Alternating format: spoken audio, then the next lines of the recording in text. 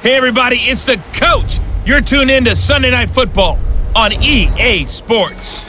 Coming up, we'll see the 15-year veteran Aaron Rodgers and the Green Bay Packers as they take on Kirk Cousins and the Minnesota Vikings. With that, we send you up to US Bank Stadium in Minneapolis. Standing by our commentators, Brandon Godden and Charles Davis. Nightfall in Minneapolis in December usually spells freezing temps, and that is precisely the case outside these walls. But we are a comfortable 72 degrees inside US Bank Stadium. The scene a short time ago, this crowd decked out in purple, and they were in full roar as their guys burst out of the locker room. We're ready for football, folks, as the Vikings get set to do battle with Aaron Rodgers and the Green Bay Packers. From up top, Brandon Gaudin and Charles Davis with you. And Charles, an NFC North matchup here, the so-called black and blue division. Atta baby, show that age. It's going to be a battle in 2019 as well. Who do you like out of this division? Well, Chicago is a defending champion, and they play defense as well as anyone in the league, so you have to like their chances to repeat. Minnesota thought they were going to run the division, had a rough year. That's not normal Vikings football. They'll get back into the fray. Green Bay had such an underwhelming season last year. They changed coaches, but they still have number 12 throwing the football. And Detroit, they're on a crusade to eliminate bad football and get back to being the Lions that roar. Aaron Rodgers getting set to lead the Green Bay Packers offensively. Is it fair to say, Charles, that Rodgers has quietly had another sensational season? I mean, you compare him with some of the other quarterbacks in the league, he just does not throw interceptions. I think what people miss, and this is just my own opinion, not only does he not throw interceptions, he doesn't turn the ball over in the pocket with a lot of fumbles, but people often equate with guys who don't throw a lot of interceptions with simply dinkers and dunkers throwing the football. Aaron Rodgers is anything but that. And when he gets outside the pocket, he's not taking the 5-yard check down. He wants that 50-yard throw downfield. He throws to hurt a defense. So when you put it all together, doesn't throw interceptions, yet wants to push the ball downfield, it's even more remarkable because going into the Chicago game in Week 15, he had gone 232 straight passes without throwing an interception heading into that game. That's pretty phenomenal.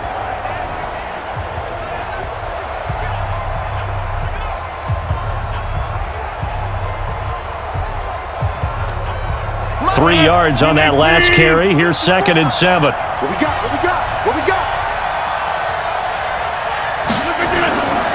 Rodgers going to throw. And able to find Allen Lazard. That one a gain of 20 and a first down.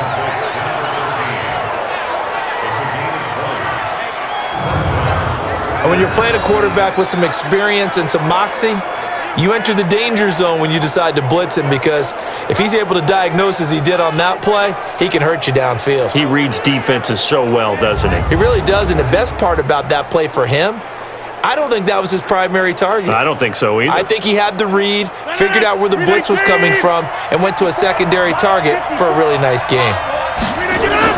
Off the play fake to Jones. Here's Rodgers. He'll buy some time right. Now he'll pull it down. And they get to him after a gain of 6 to the 46. Now that was not a bad scramble there on first down. He didn't force it, nor did he throw it away. He was able to take off, and now he made it a very manageable 2nd and short. Mike, 319.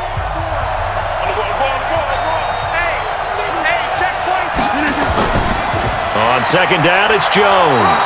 And he'll go down shy of the 40 at the 41. A gain of 5, good enough for the first down. A quick burst there, and he nicely bit off a pretty decent gain.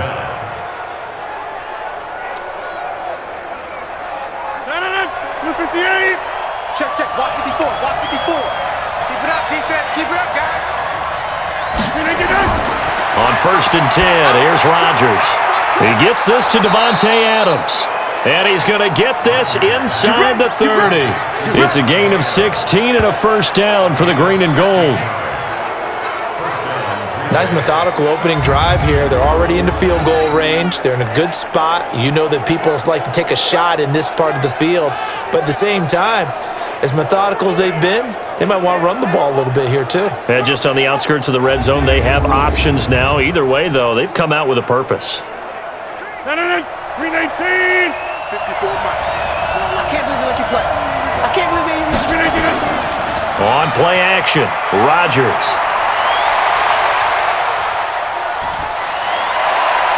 And Graham's got it, complete. And they will eventually get him down, but he's inside the 5 all the way to the 3. A good pickup there at 22. His passing's been on point on this drive, hasn't it? Been very accurate, gotten the ball downfield, gained nice chunks of yardage, but now, in this situation, the field is really condensed, partner. So if he's going to throw the football, it has to be pinpoint here. I was going to ask you about that. Field shrinks, has to be sharper, but it's been a good opening drive so far. Now they just want to see if they can cap it off with the bell ringer and put it in the end zone. They go play action here on first down. And he will get this into the end zone. Touchdown, Green Bay. From 3 yards out. And the Packers take it right down the field and score on the opening drive. In both locker rooms, the coaches talked about setting the tone early. Didn't matter whether you started on offense or defense.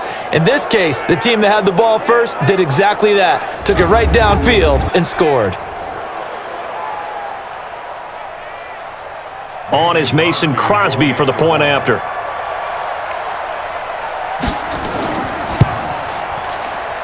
And it's good to make it 7-0 Packers.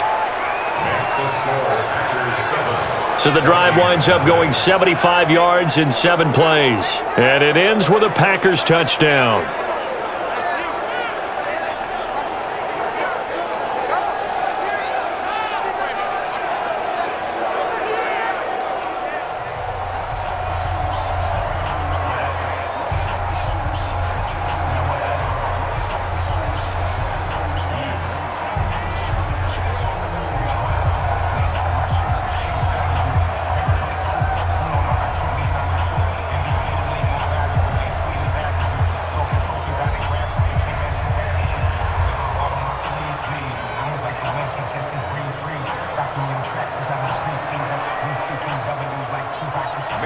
Now after the touchdown, here's Crosby to kick it away.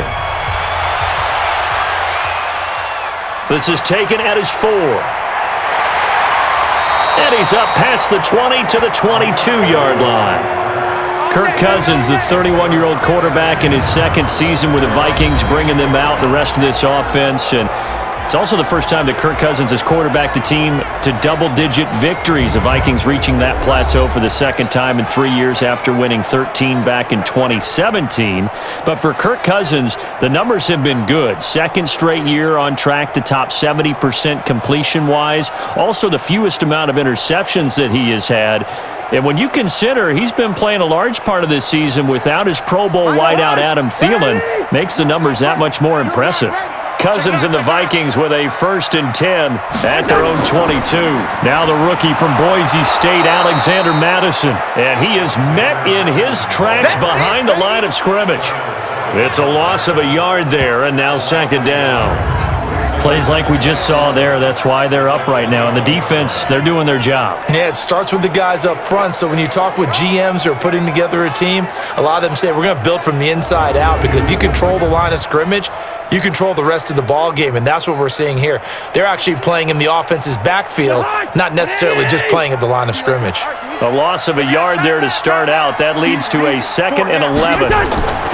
From the gun, here's Cousins. He's got it complete to Stephon Diggs.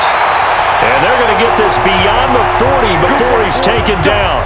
Last play, they got stuffed at the line. Different story here, over 20 yards. I think it all came together there. In-breaking route, drove it with excellent pace. Money throw right there to move the sticks.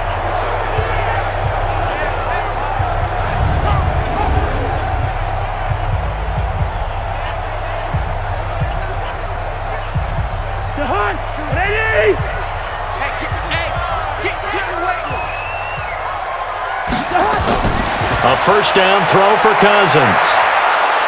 Nowhere to escape, and he goes down.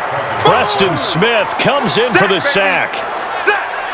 Man, he got in there so quickly, Charles. What could the offense have done to adjust and account for that? But what you're hoping is that you figure out and you see and get a clue that maybe there's going to be some pressure coming at you, and you change the blocking schemes. Maybe you go to max protection. The biggest ones, maybe you bring your running back in to try and keep you clean. But in that case, that didn't happen. Zero accountability, and a sack resulted. After the sack, it's 2nd and 19, and the road gets a bit tougher from here.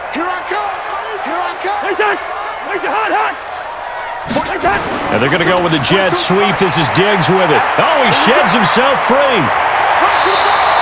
A good pickup there. 18 yards as they get closer for 3rd down. Well, that play looks familiar because we saw them working on it in practice this week.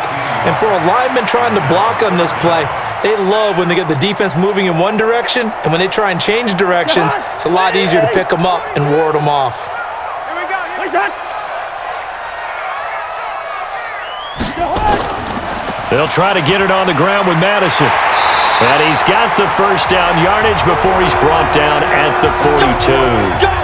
Give him the 3rd down conversion, 5 yards on the play.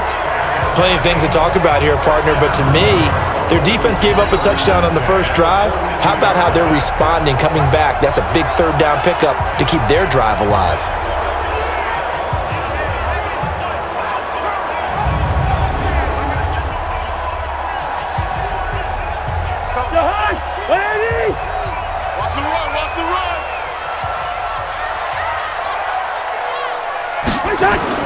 Back to the ground on 1st down. Here's Madison.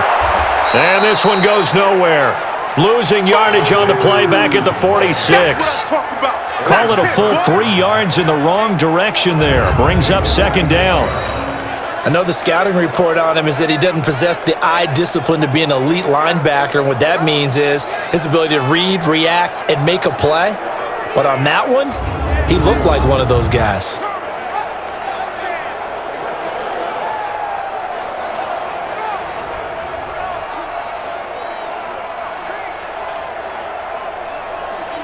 That loss of 3, a rare stumble on a promising drive.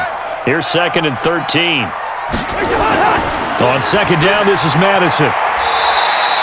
3 yards is the pickup, but it leaves them still needing 11 here on 3rd down. Let's take a look here at the offense for Minnesota. And the play of this offensive line is going to be so important in this game because we saw the sack a minute or so ago. They've got to be able to give their guy time to throw. That means communication and being physical is vital. Otherwise, this could be a long game.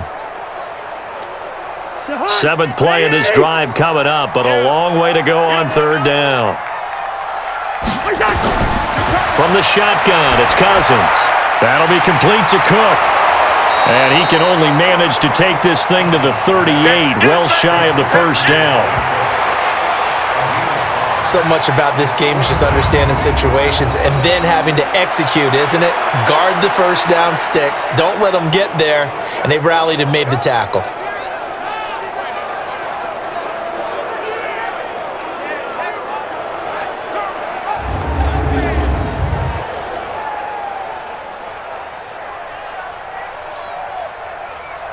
So Cousins heads to the Vikings sideline, and on is Dan Bailey to try the field goal. This officially a 55-yard attempt. And this is off target to the left. Didn't get there anyway. It's no good, and this score will stay right where it is. Now listen, now no kick from 50-plus is a gimme, but here you're indoors in a dome. You'd think ideal conditions. Yeah, and it's one that he would expect himself to make, not just us expecting him to make it. Over the years, my theory is very simple.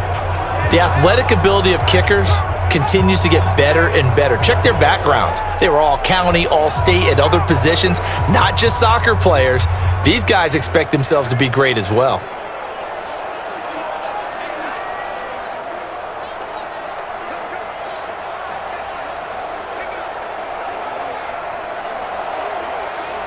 Now they're set up nicely at the 45-yard line after the missed field goal from 55. The 3rd year back from BYU, Jamal Williams with a carry. The tackle goes there to Linval Joseph.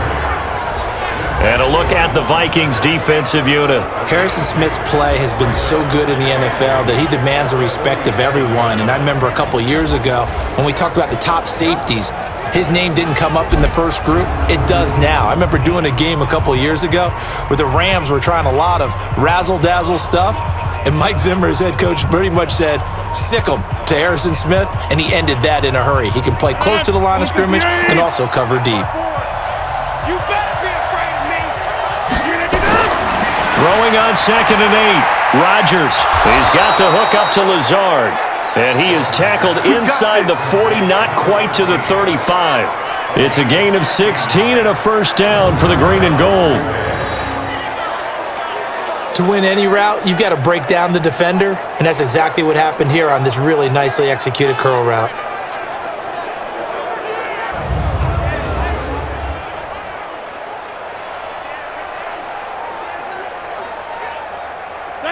Rodgers will bring him up to the line, 1st and 10. And he's a perfect 5 for 5 here to begin the game. Off the draw, here's Williams. And he'll be taken down at the 33, a pickup of about 4. I call that play a success. A nice inside run sets up a very manageable 2nd down, a very solid gain on that play. The run got 4. Now they deal with a 2nd and 6. Rodgers gives this to Jamal Williams. Down to the 30 after a gain of 3. We haven't seen much from him running the football here in this first quarter. No, you're right about that. We haven't seen much of him at all so far. They've stacked him up pretty well, but when you're trying to run the football, sometimes you got to play the long game. Keep handing it to him, and some of those runs that aren't working now, they turn into 6, 7, 8, and maybe more later on. Rodgers going to try and throw on 3rd down. Nowhere to turn here, and he's going to go down. Back at about the 37-yard line. The defensive end, Danielle Hunter, drops him. Great job defensively. I think he was trying to go through his progressions, find someone to get rid of the football. Before he knew it, he was on his back. So that just brings us right back to what you said in the beginning. A great job defensively. Nowhere to go with the football. That led to the sack.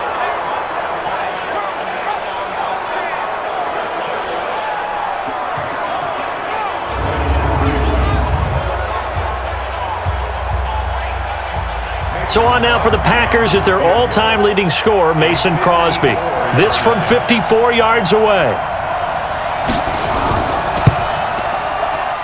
And this one will not get there. It's off to the left anyway. It's no good, and this score will stay right where it is. Charles, 54 yards, I'm surprised that came up short. I would agree with that one because normally, if he misses, it's accuracy, not length, because he has plenty of leg for that. But maybe it's like I hit my golf shot, maybe it's like my wedge. When you chili dip and you hit the ground ahead of it, sometimes that'll shorten your distance as well.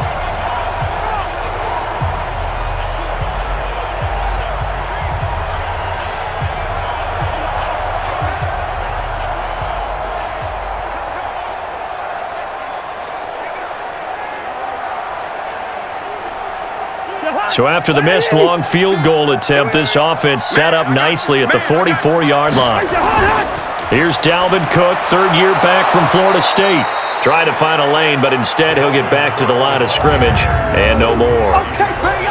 The tackle made by Blake Martinez.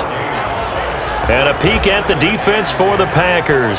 Safety Adrian Amos was a free agent in 2018, and division rival Green Bay took note and brought him to Wisconsin to patrol the center of their defense and also drop down near the line of scrimmage and make some big-time plays in the running game.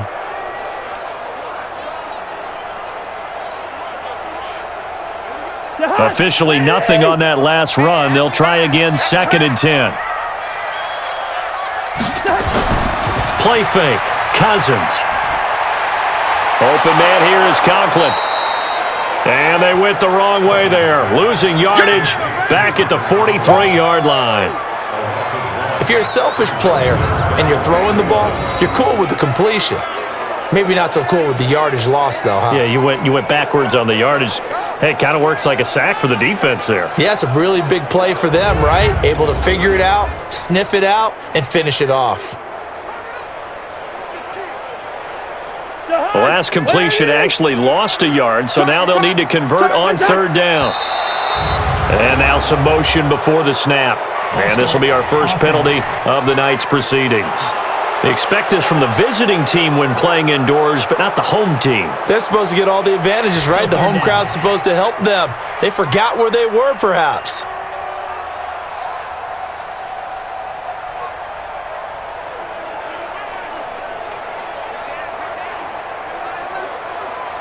So the false start certainly doesn't help matters as they'll try again now, third and long. Here I come again.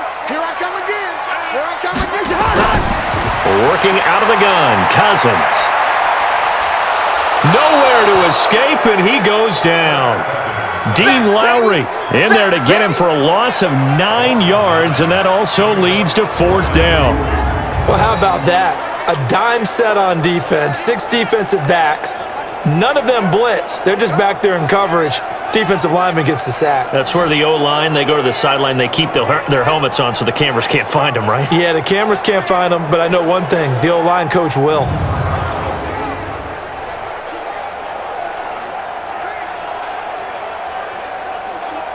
So on fourth down, Britton Colquitt on to punt. Tyler Irvin back deep.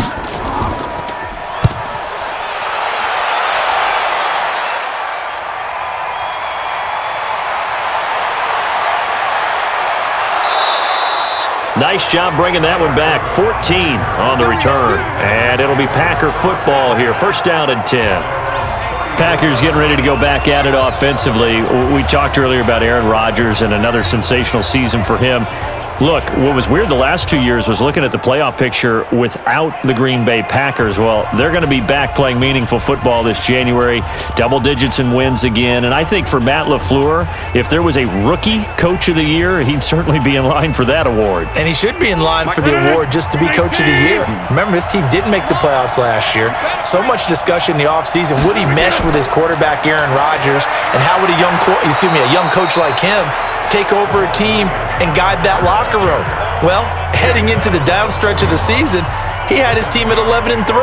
That's pretty phenomenal. Not only that, in the proud history of the Green Bay Packers, they've never had a rookie coach take his team to the playoffs in the first season, not even Vince Lombardi. Wow, and he's going to do that. By the way, it's in the rearview mirror by a ways now, but have you thawed out from that Week 15 game? No chance. Green Bay cold is just different. And he'll be brought down just shy of midfield at the 49-yard line. That one, a first down pickup of 8. So many teams want to throw the ball in this situation nowadays, but I love watching a team that has enough confidence to go ahead and run the football in that situation. That's almost a tendency breaker.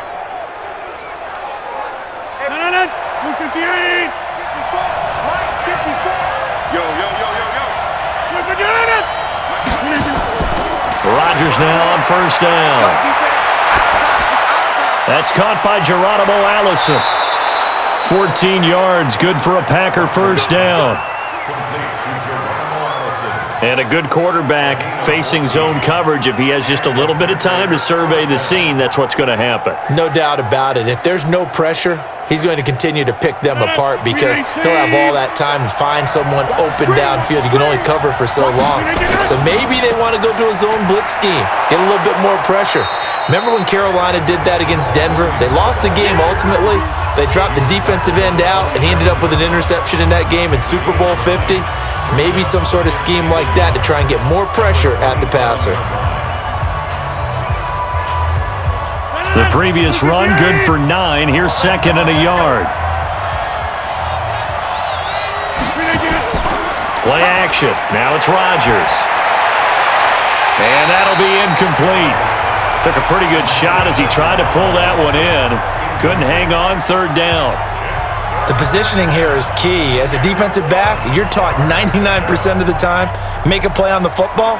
But in this case, making a play on the man was all the difference. That's what forced the incompletion. They missed a field goal on their last drive. Here they need something to even get into field goal range on third down. They'll try and run for it with Jones. And Jones is not going to have the first down as they stop him short. They end up getting stumped twice after that 9-yard gain back on first down. Remember, that was less than a yard. That was not a full yard. That defense, they were having none of it. Yeah, the surge the offensive line was seeking actually occurred on the other side of the ball. They reestablished the line of scrimmage and stuffed them.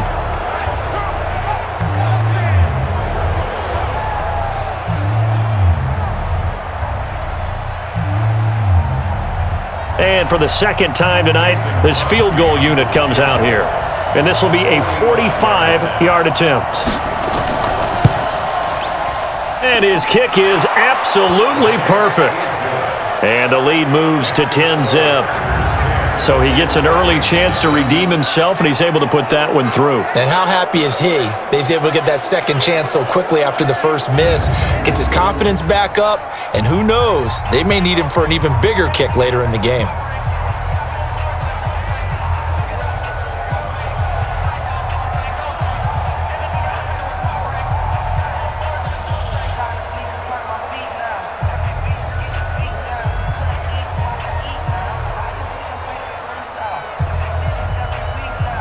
After the made field goal, now Crosby will do the kickoff duties. This is fielded at the goal line.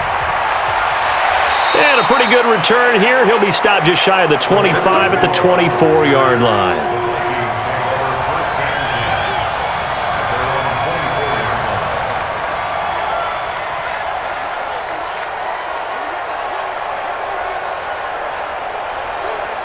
And this will probably be the last play of the quarter. Quit talking about it and bring it.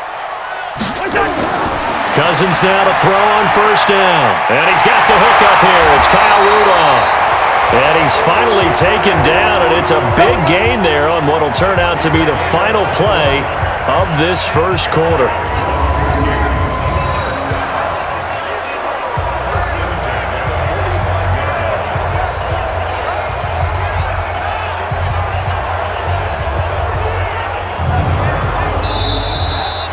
$10-0 the score after one on EA Sports.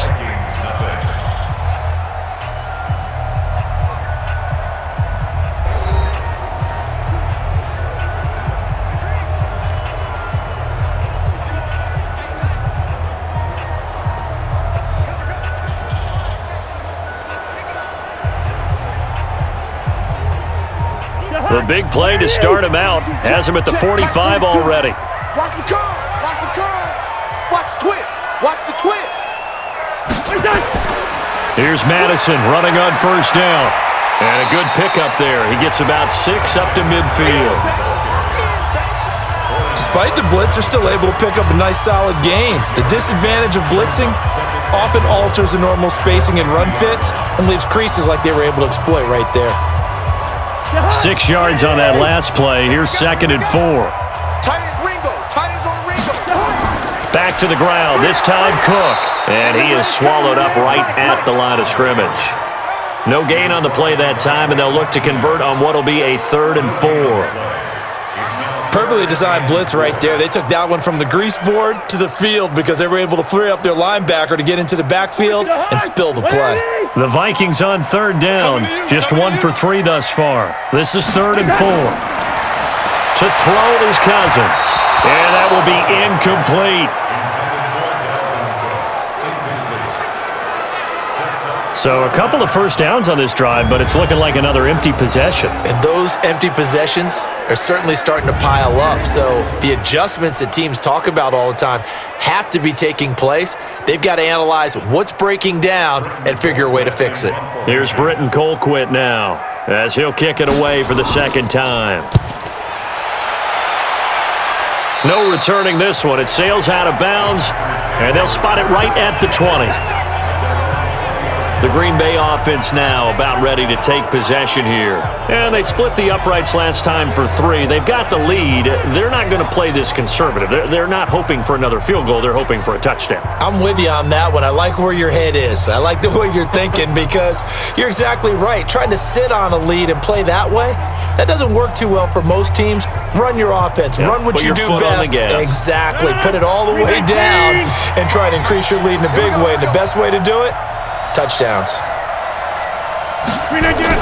They start the drive on the ground. It's Williams trying to run inside, but nothing there.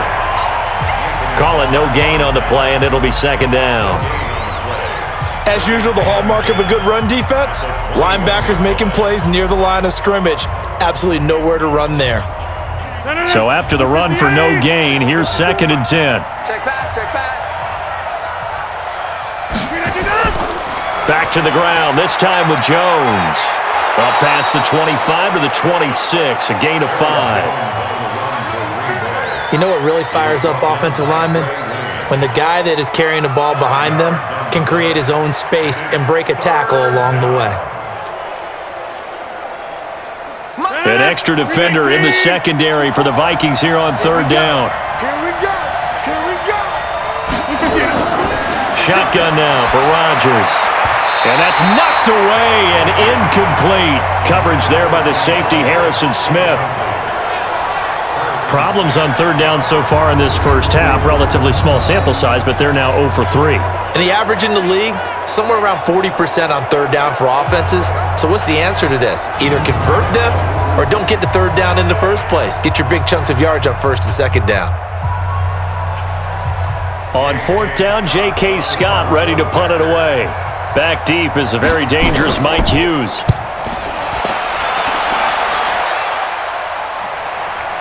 Fielded just inside the 20. Give him 11 yards that time on the return. And the Vikings will take over here 1st and 10. Adam Thielen, he gets set to go again with the rest of this offense. You better believe that he's well aware he has 0 catches right now, and they're losing, so he's probably a little hungry. And you know the guys on defense are aware as well, and they're really excited that he has no catches, but they're also worried because a lot of times that's like the ticking time bomb. The longer you hold him down, when he finally explodes, look out. Yeah, no catches, though, so far in this game. So 1st and 10 now from the 30.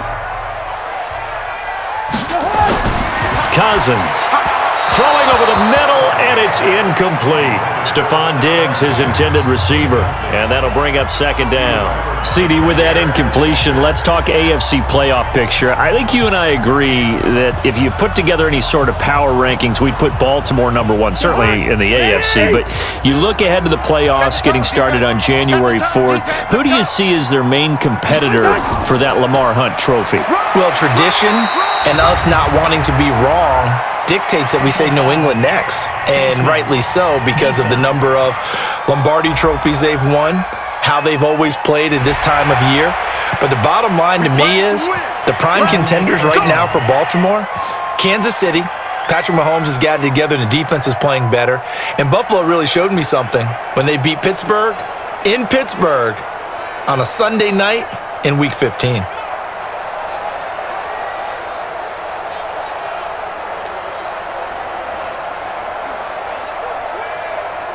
So the yellow flag came out, and that leads to a new set of downs for this offense. 1st and 10. Cousins now from the 50.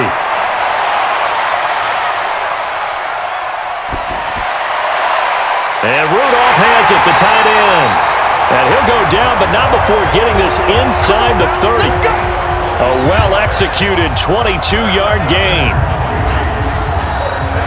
Such a valuable commodity to have a tight end who can run and get open. How about what he just did there? Worked his way from right to left across the field and found his way free.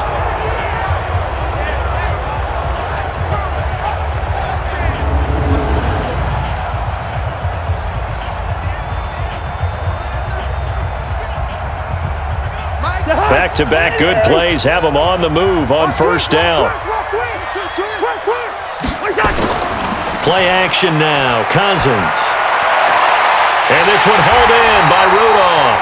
And they do get him down, but not before he's able to slip it inside the 5-yard line. That's back-to-back plays of over 20 yards. And the game just keeps evolving.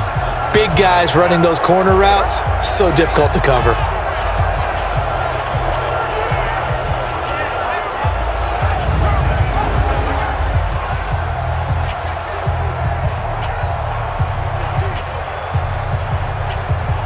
They come out here in the eye. 2 big plays in succession. Not sure this D knows what hit him, but now they got to get ready. It's 1st and goal. And he goes backwards on this one, losing yardage to the 7.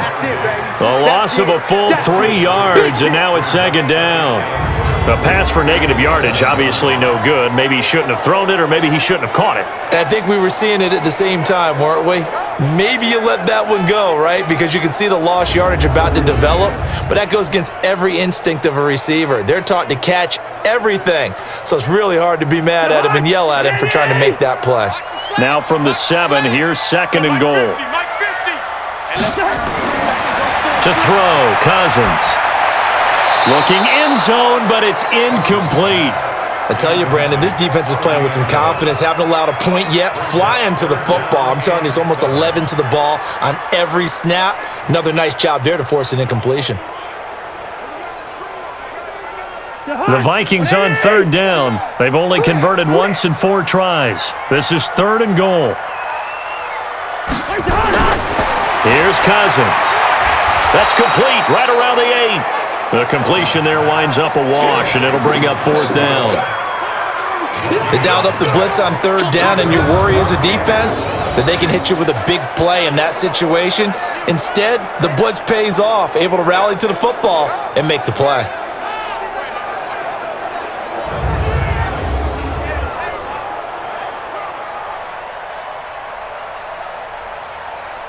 And for the second time tonight, this field goal unit comes out here.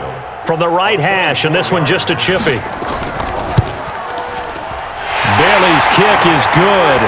And they get themselves on the board here. It's 10-3. So he gets a shot at atoning for the earlier miss here in the first half and able to knock it through. And what a relief for him, don't you think? Because how many games have we done where kickers missed one early and never gotten a chance to atone for it the rest of the game? That's a lot to carry around.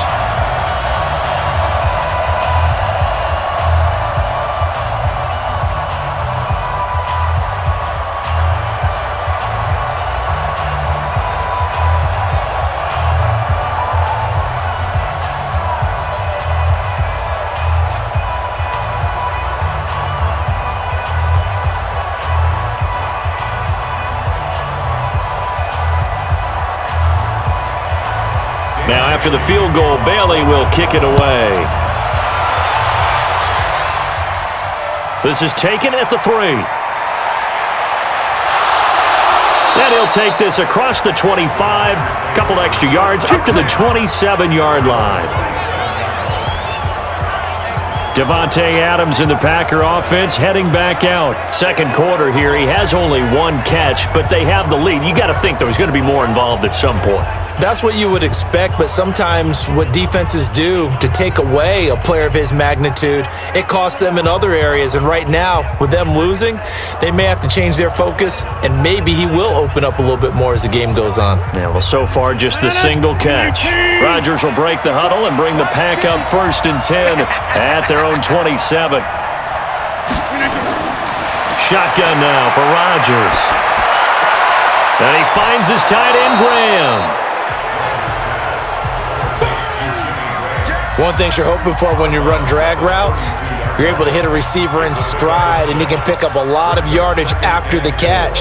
But in this situation, the defense was effective, able to stop him before he could get a good head of steam going. 6 yards was the pickup on the last completion, so here's 2nd and 4. Throwing now is Rodgers. Looking deep for Adams.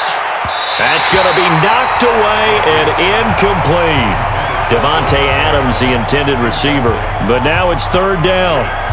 One of the toughest things about playing defensive back is pattern reading, trying to figure out what they're doing. And on that one, they had to fly, just sending a guy downfield with the in route accompanying it, what people call a dagger route, trying to hit the guy underneath after the clear out. In this case, though, they're not able to get it done. Yeah, they said forget the underneath route. They went for the guy on the fly, but as you said, incomplete. Give him 10 there, good enough for a Packer 1st down. An ex-teammate used to tell me all the time, I hate experienced quarterbacks because no matter what, You really can't hide what you're doing. And I think that right there, he knew right away where the blitz was coming from, where his primary guy was going to be, and he ended up going to a secondary target for a nice game. I was just going to ask you, that wasn't the primary target. He's so good at that, isn't he? I think he knew right away that he wasn't going to get to his primary guy. I think he read that as soon as he got to the line of scrimmage, knew where the pressure was going to come from, and said, I know how to beat that, and that's what he did.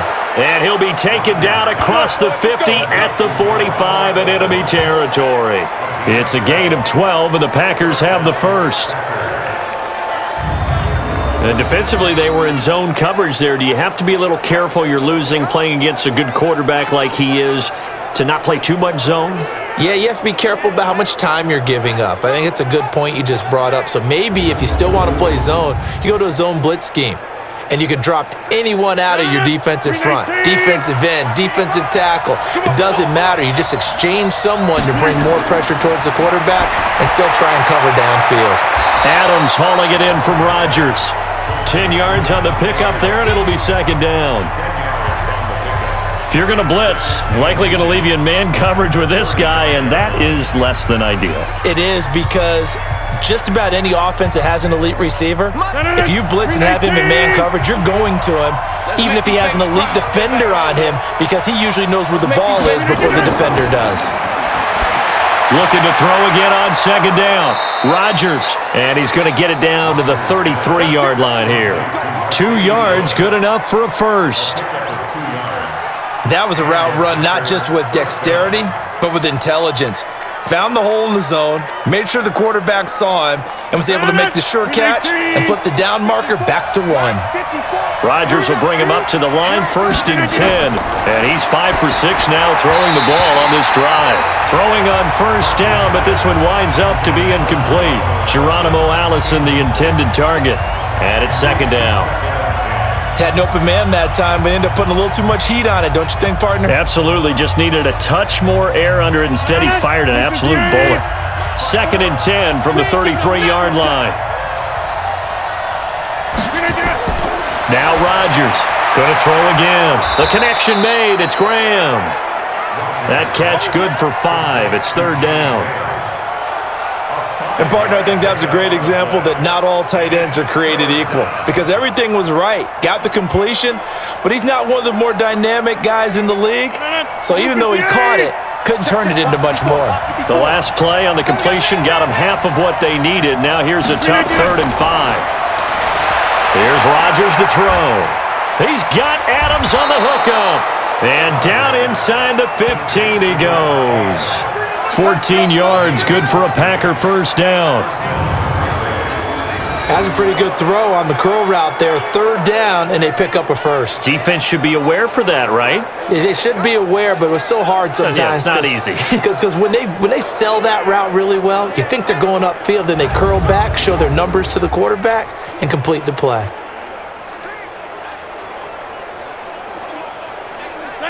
Rodgers now 13 out of 17 throwing the ball. He's got a 1st down. Into the red zone. It's Rodgers. And Graham's got it. Complete. 7 yards, the pickup on the pitch and catch.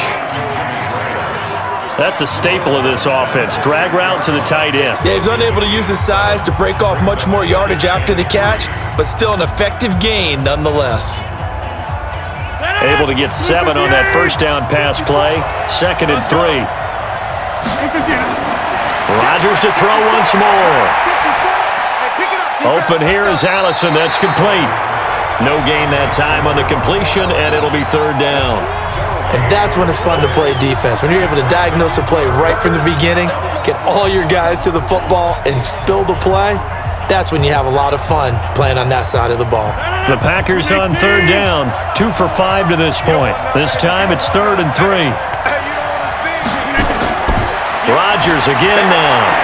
This is caught. Well, the 2 men come together, and it's incomplete. Excellent work defensively, brings up 4th down. Once you get into the red zone and the safeties have less ground to cover, you'd better be quick with your delivery. Not much space to get a ball in there. Yeah, when that field shrinks with those safeties, it's almost like there's a couple extra defenders out there, right? It certainly is. They end up taking up extra space just because there's not enough space for receivers to run through.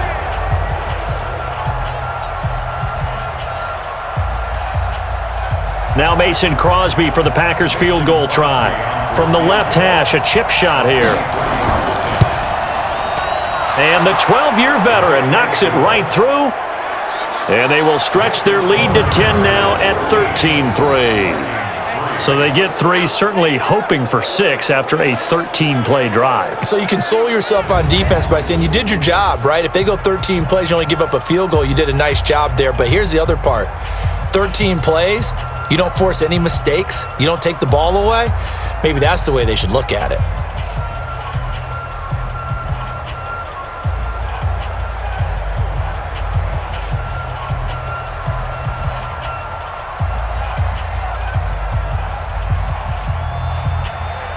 After the made field goal, now Crosby will do the kickoff duties.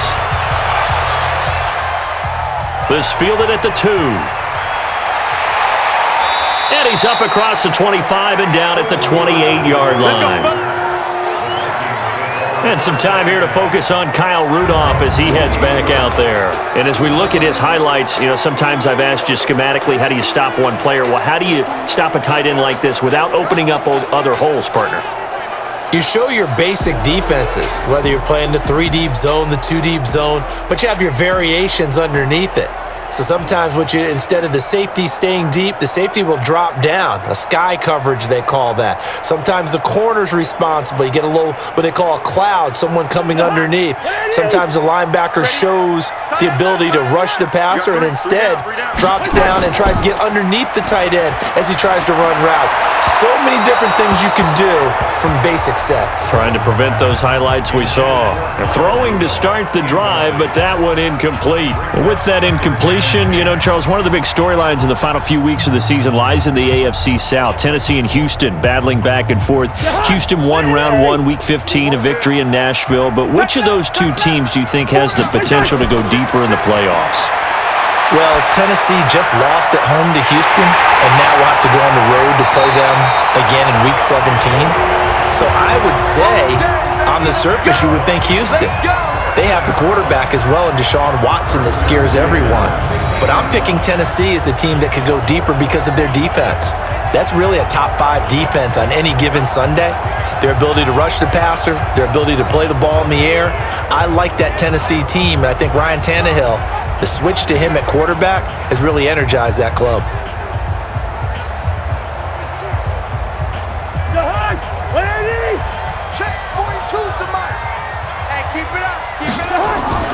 First down, here's the run with Cook. 2 yards on the pickup there. It'll be 2nd and 8.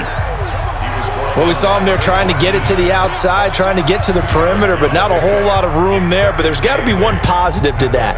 If you keep moving laterally, creases tend to develop as the game moves on, and they can run it back inside later. It's our time. It's our time, guys. It's our time. On 2nd down, it's Cook. And he picks up about 6 as he gets this down to the 41. And there we saw one of the downsides of blitzing during a rundown, because sometimes you get out of your gaps. You don't fit the run quite as well because you're headed towards the ball carrier with abandon. The Vikings on 3rd down. Just 1 for 5 to this point. They need just a yard here. It's 3rd and 1. On 3rd down, they run with Madison. And he's got the first before he's brought down at the 39-yard line. They only get 2 there, but on 3rd and 1, that's all they needed to keep the drive going. Well, he hasn't made much of an impact in the running game thus far, and after that last run, not much is going to change in that area. He hasn't been able to get anything going, and really the offensive line not helping him much.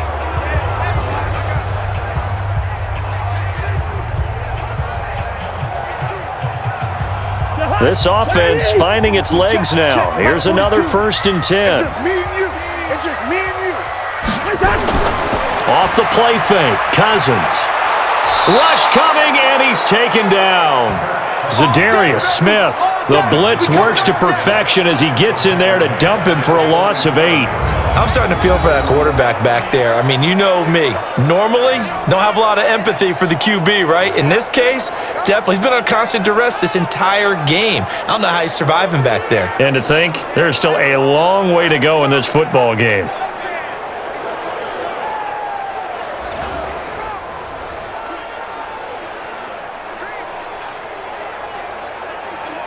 Sacks, a growing theme in this first half. This is 2nd and long.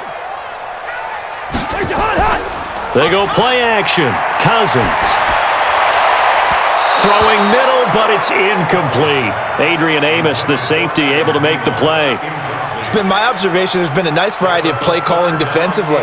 You and I often talk about an offense's ability to keep a defense off balance with what they're doing. I think the converse has been true in this game. I think you're right. They seem to have gone off tendency quite a bit, but only the second quarter, a lot of time to change things. 3rd and long for Cousins. He gets this one into the hands of Dalvin Cook. Personal foul, unnecessary roughness, defense.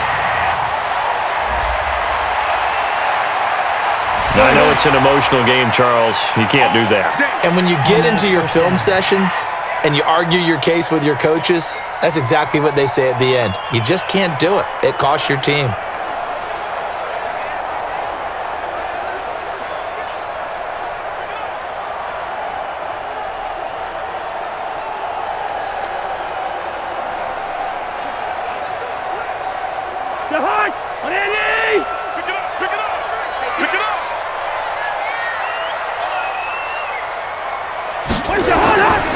They'll run it with Madison. And he'll be taken down after a short gain as that takes us to the 2-minute warning. 2 minutes remaining in this first half of football.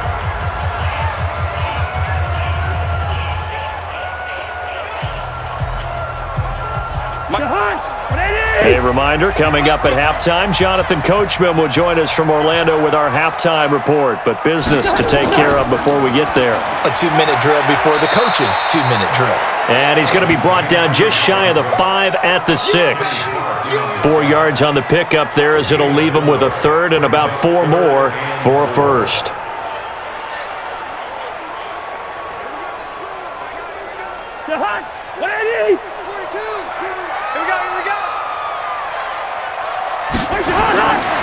Working out of the gun, Cousins to the end zone, but it's incomplete.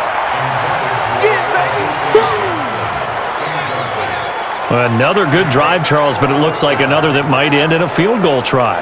They've made some nice plays. They've given themselves opportunities, but as you noted, another field goal attempt coming up. And that's not how they want to end drives. They've got to figure out what's the final touch that they need to push it across the goal line. Yeah, still yet to find the end zone. So Cousins heads to the Vikings sideline, and on is Dan Bailey to try the field goal. From the left hash, should be a fairly easy one here.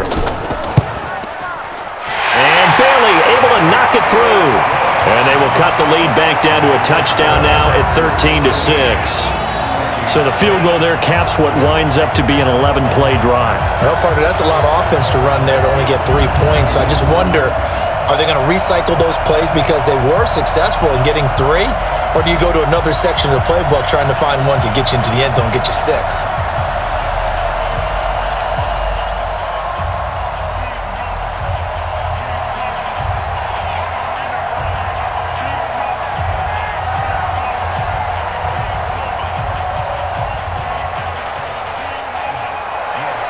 Now after the field goal, Bailey will kick it away. This will be taken in at the 1.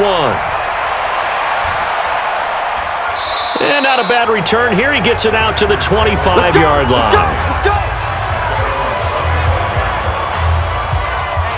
Number 12 back out there. Aaron and his Packer teammates set to begin their drive. He's played a pretty clean first half, a touchdown, no interceptions. Frankly, that's what they expect out of him. They want to see the ball thrown and thrown well, and he's able to do that and put it in the end zone. They'd love to see more of that before this game finishes, but right now, he's got his team in a good spot. A good spot, maybe looking for touchdown pass number 2 here in the second quarter. Check, watch 54, watch 54. Let's go 1-1. On 1st and 10, here's Rodgers. Got a man, that's Allison. Give him 9 there on the first down completion. When you see zone defense and you know you've got a drag route on as your primary call, you've got to be really careful as a passer about how far you let your guy go because he might wander into some tough coverage. That last catch short of the marker by just a yard leaves him with a very manageable 2nd and 1. The Packers going to use one of their timeouts as they'll stop it with just over a minute to go before halftime.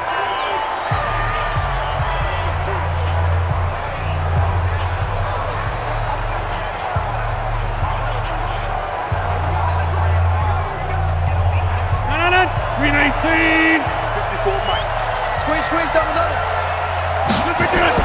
To throw again on second down. Rodgers will set up the screen. This is Williams. Now the Packers going to go ahead and use the second of their timeouts as the stoppage will come with a little under a minute to go in this first half.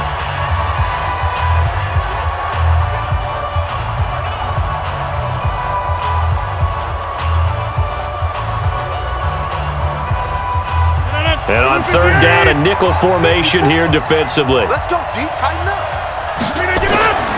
From the gun, it's Rodgers. And he finds Jimmy Graham. And he'll be taken down, but not before they work it across midfield. Well, forget the run on 3rd and 1. They shock the D and rip off a pretty big play. Well, sometimes our pregame meetings do pay off, don't they? What do the guys in the locker room call him? Well, they said it with a chuckle. They called him Old Reliable. Yeah, that means he doesn't move quite as fast as he used to, but he still knows all the tricks, doesn't he? Even that little gentle push-off in order to get open, he finds a way to pick up a first down. 54, right, 54. There we go. On first down, Rodgers. And Rodgers is going to go down. He's sacked. Shamar Stephen breaking through to get him to the ground. It's a loss of 7. Now the Packers going to burn their 3rd and final timeout as the clock will stop with 21 seconds to go here in the first half.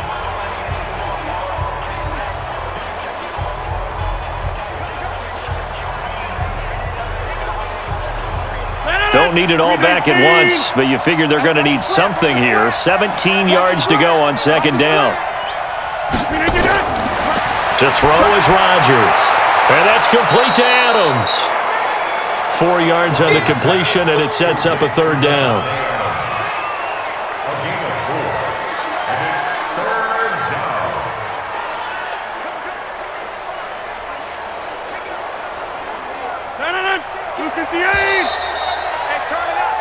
So we've come to halftime here with the visiting Packers out on top as we send you down to Orlando where Jonathan Coachman has our EA Sports Halftime Report. Coach. Okay, Brandon, thanks very much, and welcome in everyone to an abbreviated version of the EA Sports Halftime Report. This game's had a little bit of everything thus far and certainly plenty to look forward to as the teams are right back out there for the second half. So we'll get right back out there as well as we'll turn it back over to Brandon Godden. Okay, Coach, appreciate it. A 1-touchdown game here as we get set to resume play in the second half.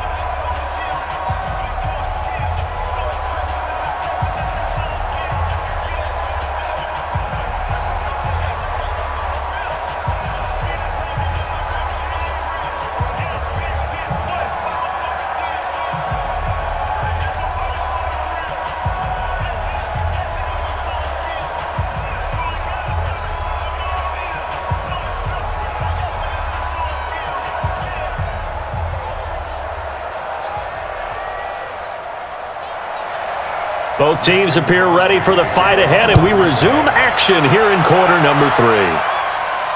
This is taken at the 3. And he'll bring it a few past the 20 to the 23-yard line. Let's go!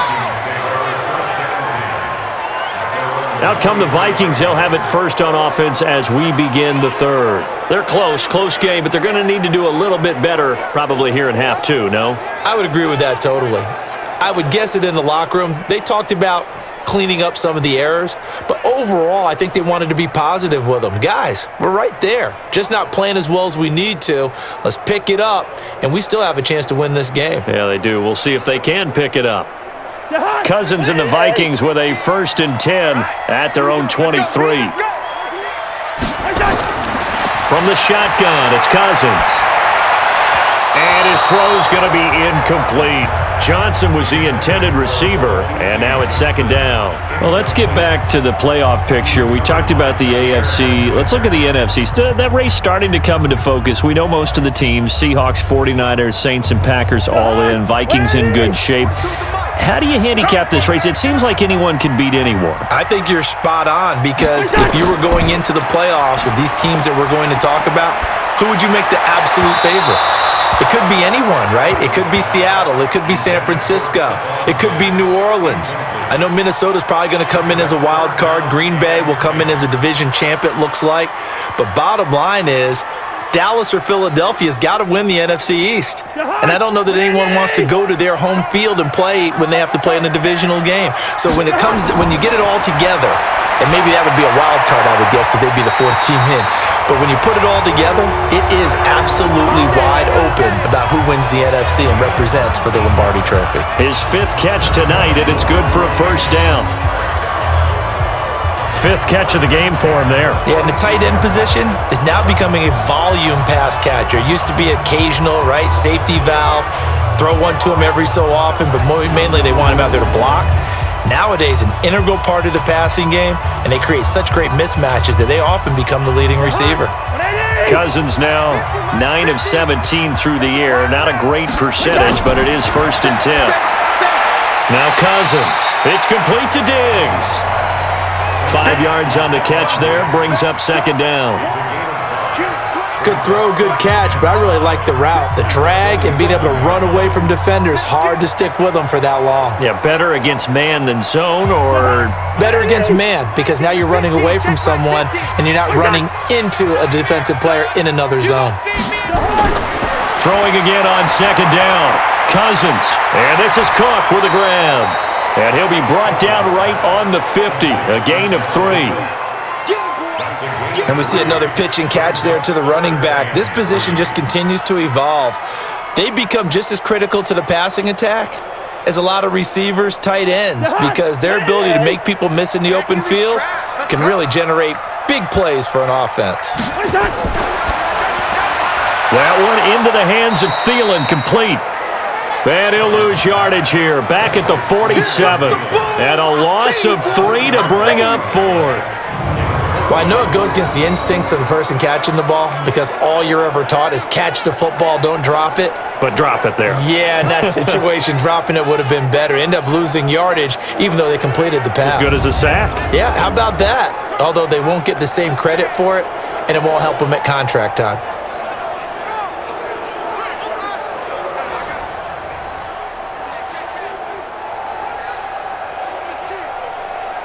Here's Britton Colquitt now, as he's on to punt for Minnesota.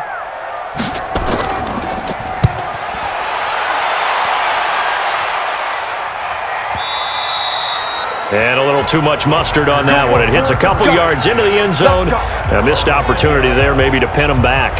Here's the Packers offense now getting set to start off this third quarter. They have the lead here. Well, we talk a lot about pregame speeches. What are halftime speeches like? For the most part, not nearly as emotional.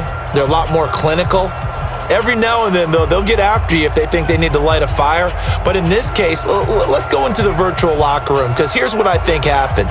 They got in there and they said, listen, let's take control right away. Defense, we got the lead. Defense, don't give up any points. Turn the ball back over to the offense and let them go down and score and give us more of a cushion in the game. Check so far. Defense shut them down. Let's see what the offense gets done. A nice run there, 9 yards, and it'll be second down. Getting had a ton of success here so far, but you get the feeling that he might be on the verge of popping one. Yeah, even on that one, there was a little bit of a hole, but it closed there quickly at the end. Up at the 29 now, they'll head to the line, 2nd and a yard. Here's Rodgers, and incomplete. That pass just a little bit off. It looked like maybe he tried to force it in there. Game speed, always different, no matter what you do in practice. Can't simulate it, right? So your decision-making, everything has to be a little bit quicker. Sometimes it can throw you off until you adjust. They tried to throw on second down, unsuccessful. Now it's 3rd and 1. Rodgers with a give. It's Aaron Jones. And he will have a first down as they get him to the ground at the 37.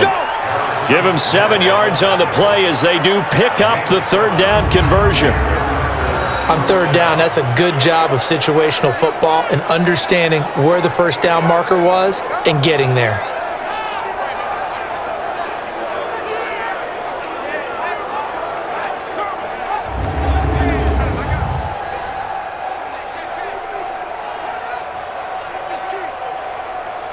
Line of scrimmage, the 37 on 1st and 10. Here we go. Working from the gun, Rodgers. Quick hitter here, it's complete. And a 6-yard gain gets him right around the 43. A gain of 6 there on 1st. In so many ways, throwing the hitch route is actually one of the safer things an offense can do. Get the ball out to the receiver as fast as possible, hope he's got man-to-man coverage, and hope that his athleticism wins on the perimeter. On 2nd down now, it's Jones. And he'll take this one up close to about the 45. Just a couple on the pickup there, and now it's 3rd down. But we just saw a great example of what we talked about with his coach prior to the game. He's definitely one of the better linebackers at reading a play and flowing to make the stop before it turns into something big. 319.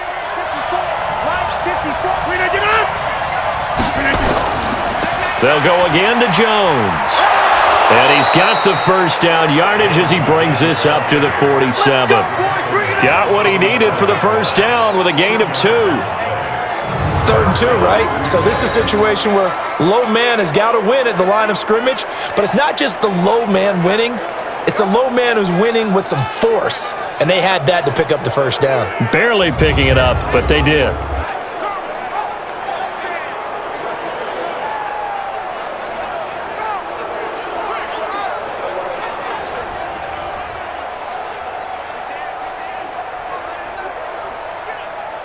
Mike. 319. Hey, I'm coming. Whip. Watch the whip.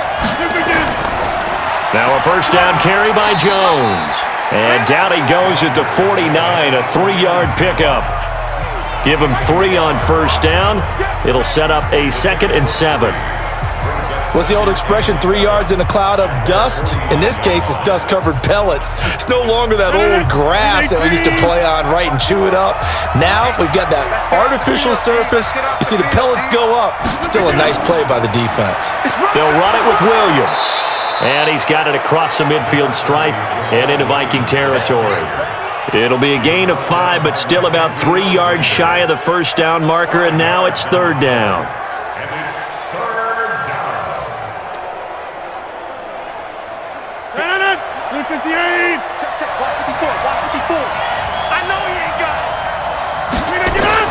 Now Rodgers on the bootleg. Gets this to his running back, Aaron Jones. A rough go there on 3rd down, a loss of 4. That was well defended, and while it was a completion, it resulted in a loss of yardage. It's really, really hard for a running back to think to himself, I probably should have just dropped it and saved the yardage. It goes against the entire training that he's had his whole career.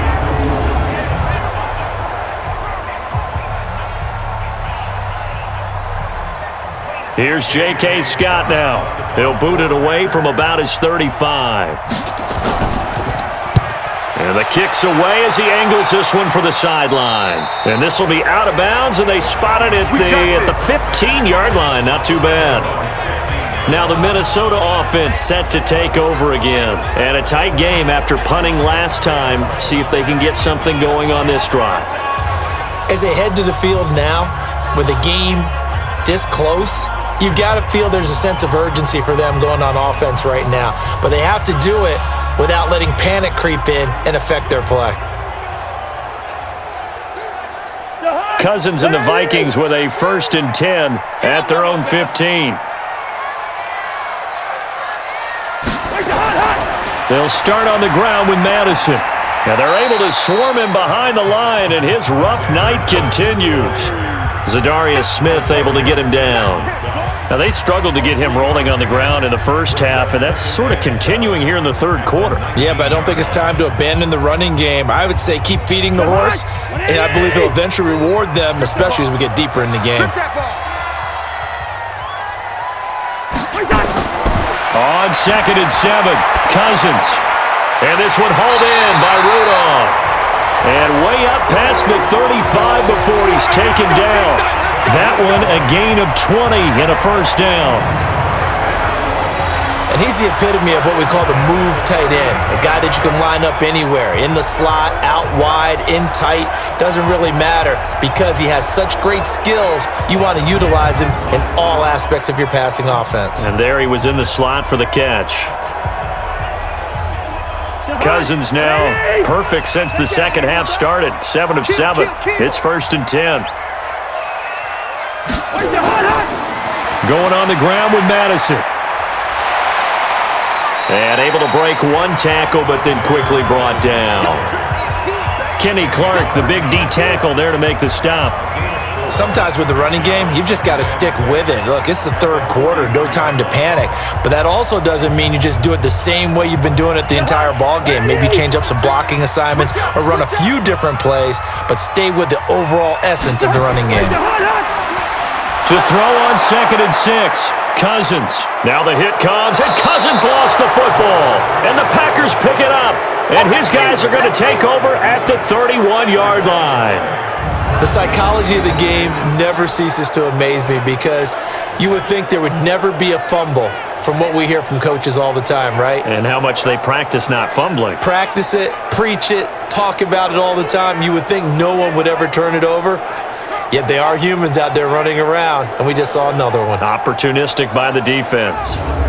And Green Bay getting ready to go as they take the field. They're out in front. Last time they had to punt it away. We'll see if they can add to their lead now. They don't want to go out and punt it away again. This team now wants to get a cushion, put people away. They want to run their offense and have it end up in the end zone.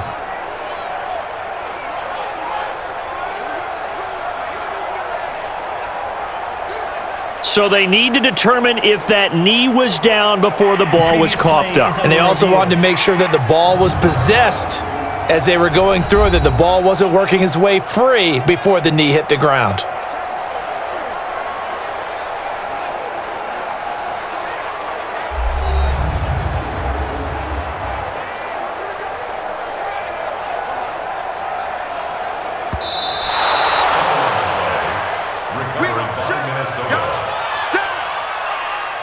After review of the play, the ruling on the field is reversed.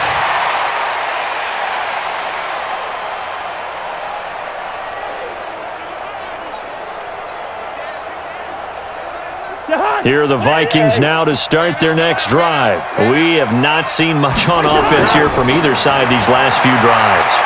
We've hit a wall, so to speak. And have hit it hard, haven't we? Because the defenses right now, they seem to be a step ahead, don't they? Beating them to the point of attack, beating them to the punch. These offensive guys are tinkering like crazy. What's it going to take to get back on track? Yeah, both sides searching for adjustments.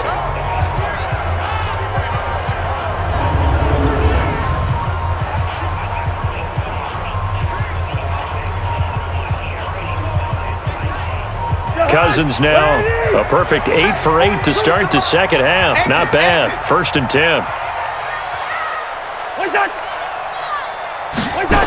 Running the jet sweep. This is Thielen with it. A gain of 3, 2nd down.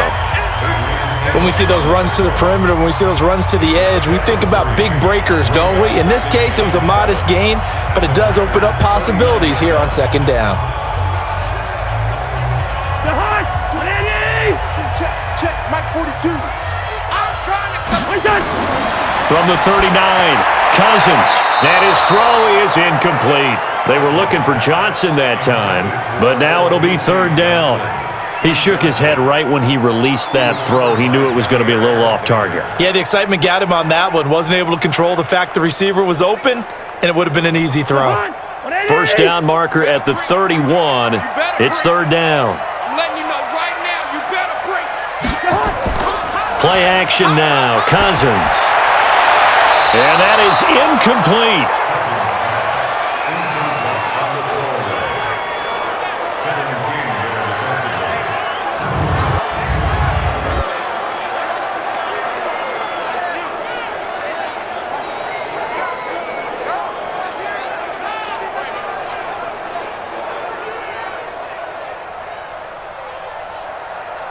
So they are going to call on Dan Bailey here. His career long is 56 yards done in Seattle.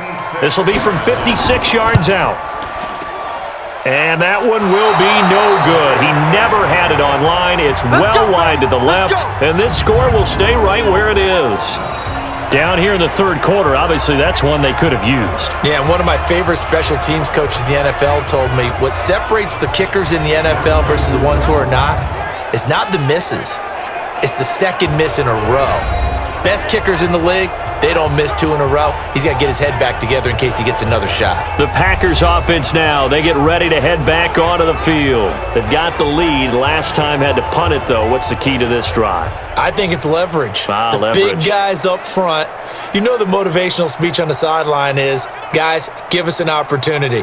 Protect the passer, create space for our runners, and let's go ahead and get these guys. Low man wins. Let's go do it on this drive. We'll watch that leverage on this drive. So the missed 56-yarder, and now the flip side. Good starting field position at the 46 near midfield. Throwing is Rodgers, and he's going to drop this off to Williams. Complete. It's a gain of 7, and it'll be a second down. I know most of the time when the ball's in the air, you're thinking wide receiver, tight end, but running backs, they can be a big part of any passing offense nowadays.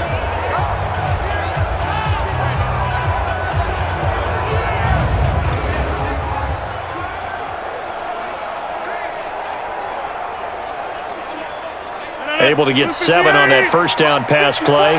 2nd and 3.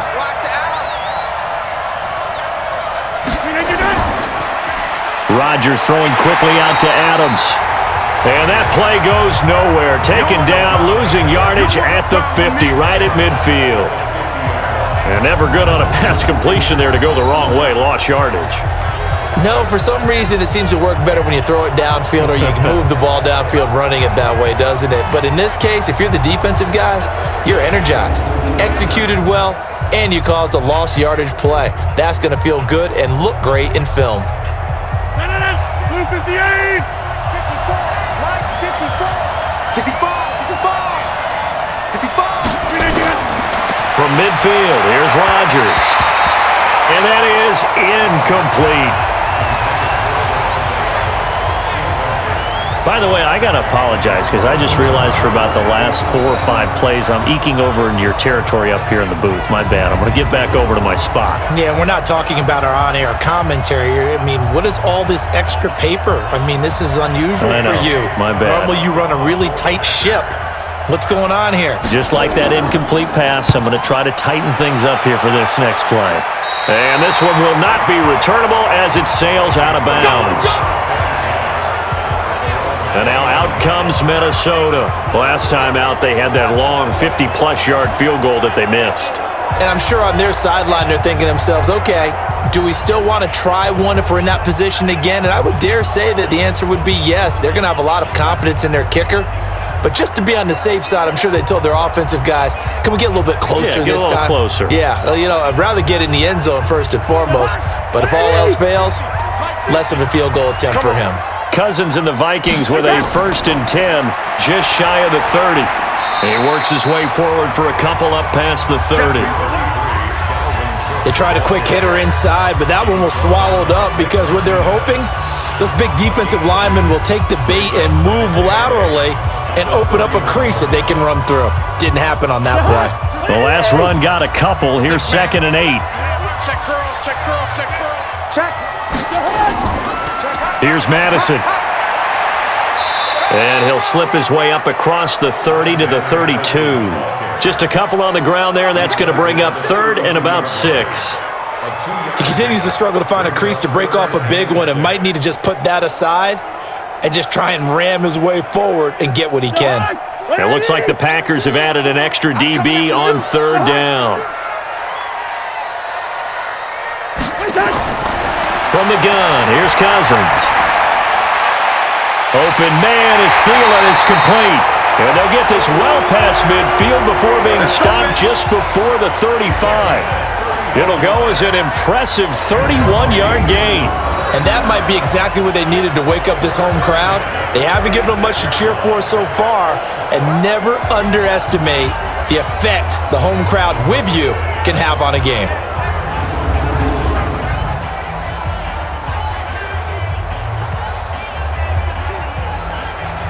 So how about that for a chain mover? They're all the way down inside the 40 now for 1st and 10. They'll run with Madison. Preston Smith there on the stop. I know that speed is the hallmark of today's NFL game, but the key to good rushing defense is still having your linebackers set the edge. The last run good for 2. Here's 2nd and 8. Let's put that team on the bus. To throw, Cousins. That's complete to the receiver, Thielen. And he's going to get this down near the 20-yard line. They get 14 there. 1st down, Vikings. Well, if you do read man coverage, Brandon, the drag route's a pretty good one to run against it because you're running away from people on it.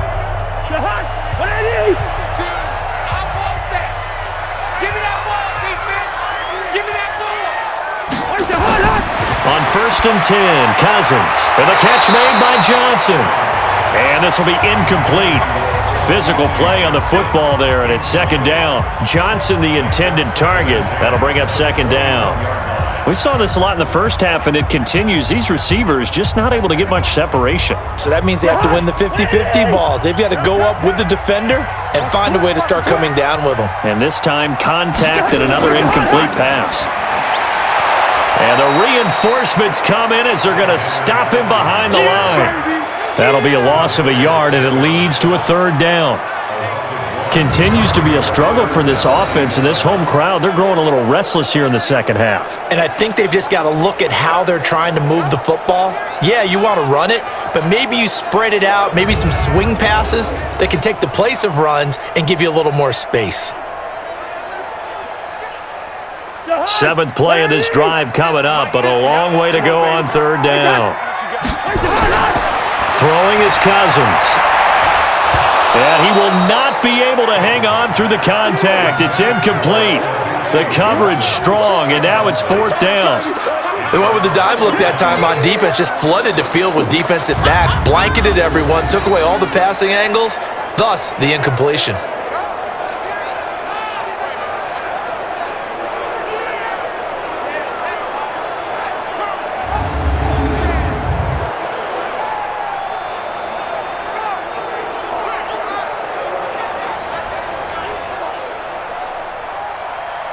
So Cousins heads to the Vikings sideline, and on is Dan Bailey to try the field goal.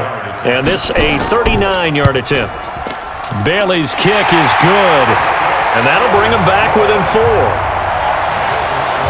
So that one is his 3rd of the game. Now, if you're wondering, that's only halfway to his career high, as he once had 6 field goals. Brandon, 6?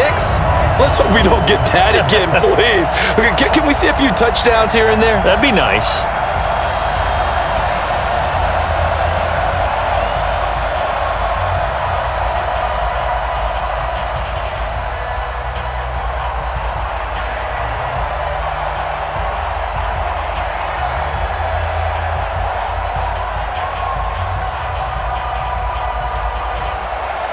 Now, after the field goal, Bailey will kick it away. This fielded at the 2. And he'll take it past the 25 and up to the 28-yard line. Now Aaron Rodgers and the offense heading back onto the field. How do you break down his game so far? Just the 1 touchdown pass, but sometimes the touchdown pass stat category, that doesn't tell the whole story. It really doesn't, not until you balance it with the error side. And in this case, he hasn't thrown any interceptions. So a lot of people would call this almost a pedestrian game, kind of a bus driver game. But that's just really wrong. Being a bus driver is a good thing if you're running a football team, because that means you're in control and you're taking your team to the right places. Yeah, he's been pretty solid. They will get 4 yards here on the first down run, and that'll make it 2nd and 6. Call it a gain of 4 on first, and that'll make it 2nd down. 2nd and 6 at the 32-yard line. That's the end of the third quarter with the score. 1 quarter remains here on a Sunday night. We'll return with more after this. You're watching the NFL on EA Sports.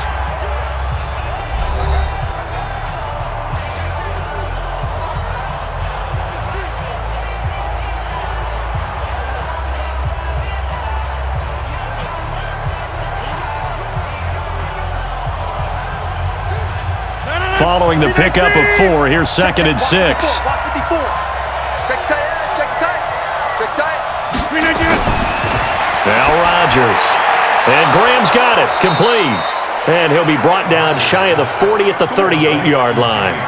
7 yards there and a first down. Many different ways to create space, but on that play, he did it with that big, wide body of his. Didn't get a whole lot of yardage on the play, but it did what it was supposed to. Pick up a first down. So signs of life in what's been a dormant offense in this second half. Here's 1st and 10. And he stopped immediately there. Officially no gain on the play, and it's 2nd down. The free safety roaming all the way up to the line of scrimmage to make that stop. How about his ability to trust his eyes and figure out it was not a pass play and go fast towards the line of scrimmage in order to make that tackle?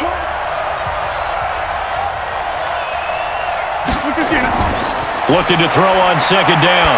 Rodgers, he's got the hook up to Lazard. And this is going to turn into another first down as the tackle is made at the Vikings 42. Tell you what, he's been able to put the ball in some tight spots all game long. That throw, no different. Yeah, a lot of people would call it a gutsy type of a throw. I think he looks at it as, I can do it, so it's not that big of a deal to me, and I'm going to keep firing.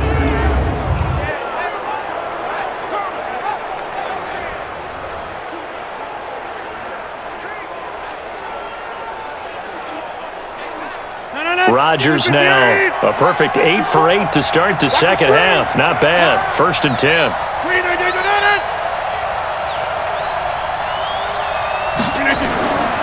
This is Jones. And running room scarce here. He's going to be stopped in his tracks at the line of scrimmage.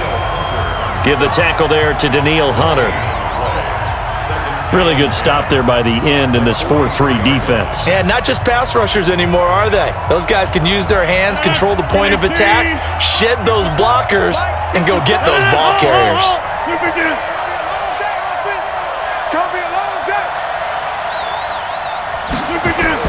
Again, it's Jones. And again, the run defense stout this time. He maybe gets back to the line of scrimmage, but no more. And this is why the head coach gets paid the big bucks. Look at where they are in this situation, partner. Do you throw the ball here in a long-distance situation? Do you run it again and trust your defense and make sure you take care of the ball and punt it away? What kind of options do you have here, and what do you trust more on your team? Yeah, they may have just pushed him back into that. And he's going to be sacked. They sack him back right at the midfield stripe. Emerson Griffin on the sack, taken to the 4th round back in 2010. What a steal.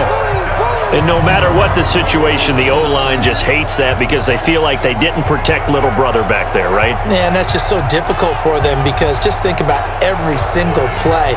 When you decide to throw the football, you're dealing with some of the best athletes on the planet. You talk about guys, if they weren't playing football, they'd be starring in the NBA at power forward. It's a really difficult task. Here's J.K. Scott now as he's on to punt for the 4th time tonight.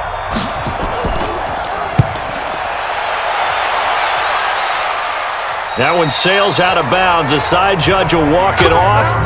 And he says it went out of bounds at the 9-yard line. Nice punt. And for an offense that is struggling, this is not where you want to start from. Great punt. Fantastic punt. And for all those who wonder, what do punters do during the course of practice each and every day?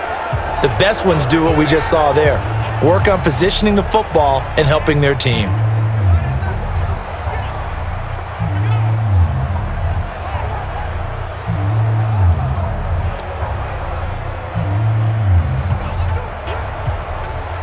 Kirk Cousins last year started all 16 games but only led the Vikes to just one fourth-quarter comeback like he's trying to do here. They go play action. Cousins. And that is incomplete. Showed off the arm strength there, but to no avail. Second down. We have not seen a whole lot of wide-open receivers. Everything seemingly has been contested. And that's another nice job there to force an incompletion. They've been very cohesive, knowing each other's moves all game long, and they've been on the spot just about every time. And they've held them in check on the scoreboard. Now a man open down the middle of the field, and they'll bring him down right around the 13. That'll be a pickup of 4 as they work with his 4-point fourth-quarter lead. One thing I think that's safe to say defensively, the tackling's been really good. And because of that, it's been very, very hard for them to move the ball because you're not getting the benefits of run after catch. You're tackling them almost on the spot. That means you have to run extra plays, harder to move it. And he'll go down after losing yardage at the 10. A 3-yard loss. Fourth down now. I love the intelligence the defense just showed there. Read their keys, saw the screen developing, ran to it, and smothered it. What a third down stop by them.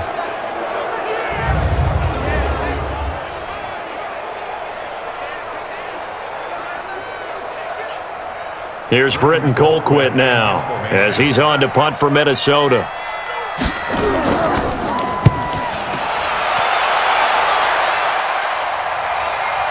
On the return is Irvin. A nice job on the return there, 16 yards. And this offense will take over right at the midfield stripe with a 1st and 10. The Green Bay offense now about ready to take possession here. Now, if you're a fan of punting, and I know that not many people are, but this game kind of turning into one for you. Well, it's okay if it's a skills contest, right? We're really into it then, but not during the course of an actual game. This has turned into a field position game, though. Sometimes the better punter may actually determine the outcome. Good starting field position for them as they come up 1st and 10 right at the 50-yard line. Here's Rodgers to throw. Firing quickly here, and that's complete. And he gets this inside the 35-yard line. It's a gain of 16 and a 1st down for the green and gold.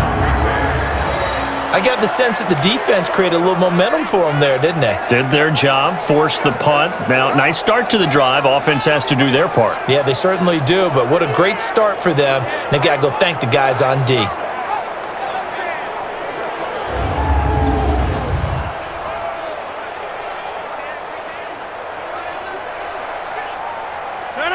From the 34 now, here's 1st and 10. It's our time. It's our time.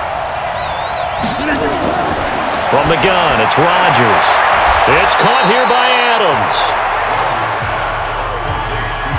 They like going to him in the slot. He catches another one. I think this comes under the heading of until they stop him, why not go back to it? He has something going really well.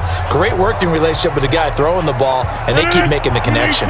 2nd and 5 after the 5-yard completion on 1st down.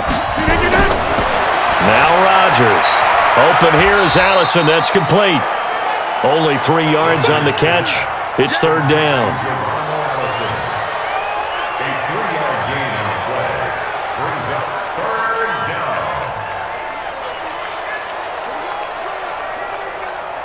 And I see an extra defensive back on the field. Little surprise here on 3rd and 1. And that's complete to Adams. Good defense holds him to only a yard, and it'll be 4th down. They got the completion, but they didn't get the 1st down, so you got to think if you're on the defensive side of the ball, you're pretty happy with what you just accomplished there. Yeah, guy, like you said, got him out of bounds, stopped the clock, kept him short of the marker.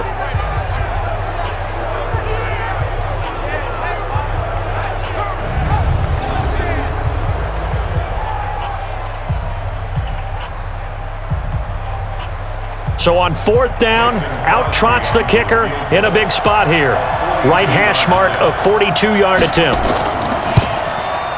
The kick by Crosby is good, and that'll make this a 7-point game.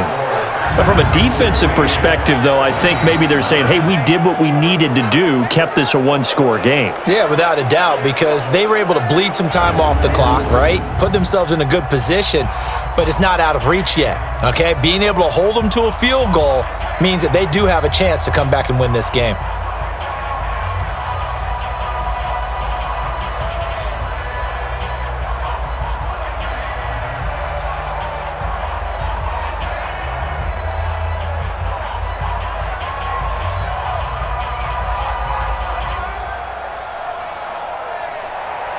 After the made field goal, now Crosby will do the kickoff duties. This is taken at the 3. And he'll be brought down at the 23, make it the 24-yard line. The Vikings offense now, they get ready to head back on the field. These guys had to punt their last possession, and that's become too familiar of a refrain. Too many of these drives just wound up going nowhere. But you know how in baseball, when the pitcher gets a base hit and he's on base, they bring his jacket out to him to keep him warm? A lot of times the punter goes to the sideline, puts on sweatpants or a wrap over his leg to keep it warm. He might need a massage from the trainer right now from all the work he's getting. Cousins and the Vikings with a 1st and 10 at their own 24. Play fake. Cousins going deep for Diggs. And that is incomplete. Took a shot there on 1st down, but he couldn't reel it in. This defense is continuing to contest every deep ball that is thrown downfield. And look, it doesn't matter whether you're playing man or zone. Eventually that becomes man on man, and you've got to trust yourself and go up at that moment of truth and make a play on the football. From the 24, they'll go again on 2nd and 10. To throw is Cousins.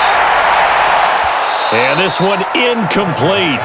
Too much contact to hold on to that one, and it's 3rd down. They went with a dime look on defense. 2 extra defensive backs on the field and covered up essentially every blade of grass. That allowed them to disrupt the play. Big play coming up. Here's 3rd and 10. I would expect to see some pressure here. The pressure drops off as they'll look to throw. And that'll wind up incomplete. Bold play call there. Now it's 4th down.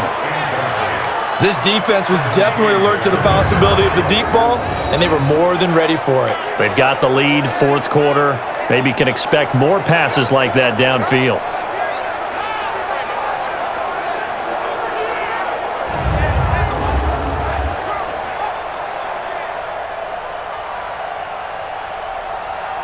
Here's Britton Colquitt now, as he'll come on for his 5th kick of the night.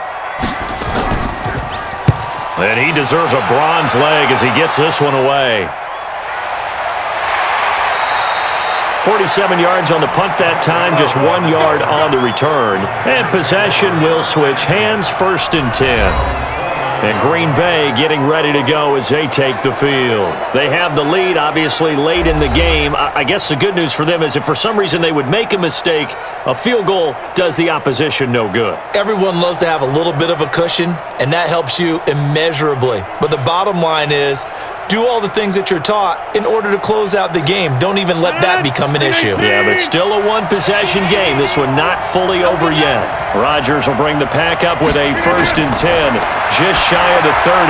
They'll pass there over the middle to start things out. And they get him down, but not before he takes it across the 40-yard line. 14 yards, good for a Packer 1st down. Well, it may seem a little unorthodox to some people. Got the lead, 4th quarter, yet he's still firing away. I think he believes that's the best way to go ahead and win the game. Yeah, a lot of coaches say, let's just run the football and be conservative. He's sticking to his game plan. No, that is his game, and that's what they're going to ride. Now this one over the middle into the hands of his tight end, complete. 7 yards, the pickup on the pitch and catch. Another nice pickup through the air, and I think a lot of people might expect them to run the ball in this situation, Brandon, but with this lead, they're electing to throw the football. Swings, slants, quick outs, things that they consider safe. Able to get 7 on that 1st down pass play. 2nd and 3. Now a 10th carry. Here's Williams. Looking for a seam, but finding none. He'll get back to the line of scrimmage, and that's it. Call it no gain that time as it's going to leave them with a third and about 3 to go.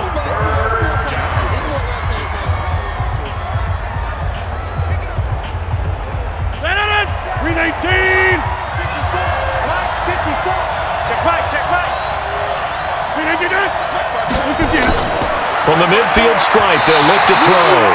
And this is going to be incomplete. Okay, I'm not quite sure how to judge that one. Maybe didn't have enough legs underneath him. Mechanics might have been off. Maybe some fatigue. That one came up short. Yeah, fourth quarter. Maybe you do start to watch as the arm there, the leg's still there. This has been a tough game. Here's J.K. Scott now as he's on to punt for Green Bay. He gets us away. It's a good one, drawing toward the sidelines. Out of bounds and close. The question, was it a touchback? No. They'll say it crossed out at the 2-yard line. You hate to give the ball away here in the fourth quarter while you're just holding a slim lead, but that punt, absolutely ideal. They pin them inside the 5-yard line. They give their defense a really nice opportunity. The Vikings offense now heading out to take over. They're going to have to go at least 50, 60 yards here if they want to ensure that they don't have to punt the ball like they did last time. Yeah, so what you're saying is we're not playing to just get out of the shadow of your own goal line, right? You're playing to make sure the punter doesn't see the field again. So it's not picking up a couple of first downs. You want to pick up 5 or 6 first downs and make sure you move the ball into their territory.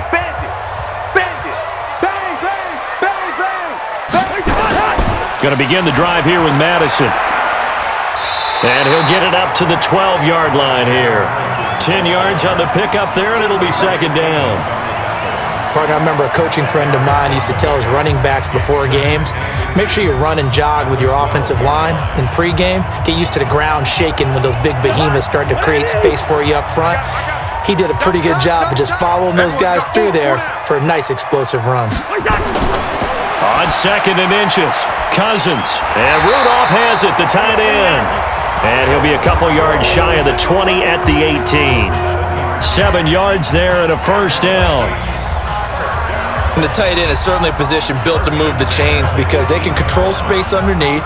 If they've got good hands, then of course they're a dynamic target. But one other thing is they're right in the sight lines of a quarterback on just about every play.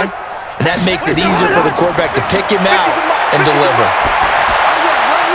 Here's a throw that's taken in out of the backfield. And they're going to get this beyond the 40 before he's taken down.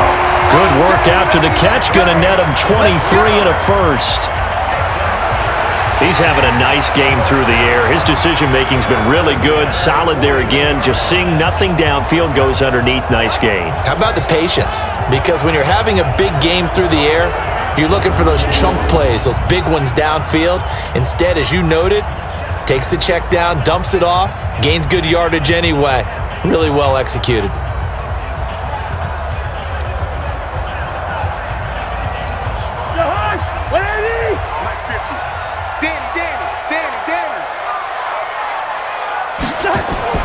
Cousins on first down. It's complete to Diggs. And they'll get him down as he's inside the 40. Add the gain here to the previous play, and it's better than 40 yards total. And with that last play, he's now up over that 300-yard mark. And in today's NFL, it almost feels routine. And I hate that when you talk about a 300-yard passing game. To me, 300 yards still signifies excellence, and he's achieved that in this performance.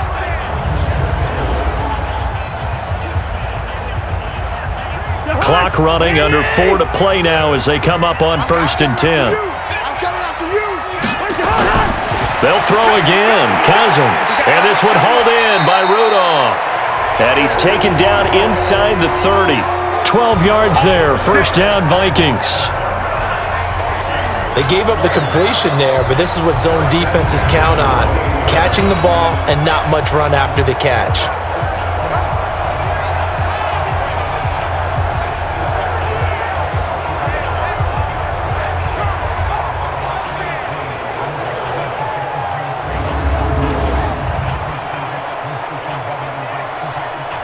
Cousins going to come up on a 1st and 10, and he's 4 for 4 now, throwing the ball to start the drive. To the air again, it's Cousins. Looking middle, and it's incomplete. The intended receiver was Laquan Treadwell, and that'll bring up second down. And that's one he's got to be happy to have back. There wasn't a hole open in the zone. You'd have to think on early downs like that first down there, need to be a little bit more careful. Yeah, fortunately for him, got a couple more downs to play with. So now they'll come up on 2nd and 10, once again from the 28. Again, it's Cousins. And this one to Treadwell, complete. And he doesn't quite make it, taking it within an eyelash. Dropped it to 1.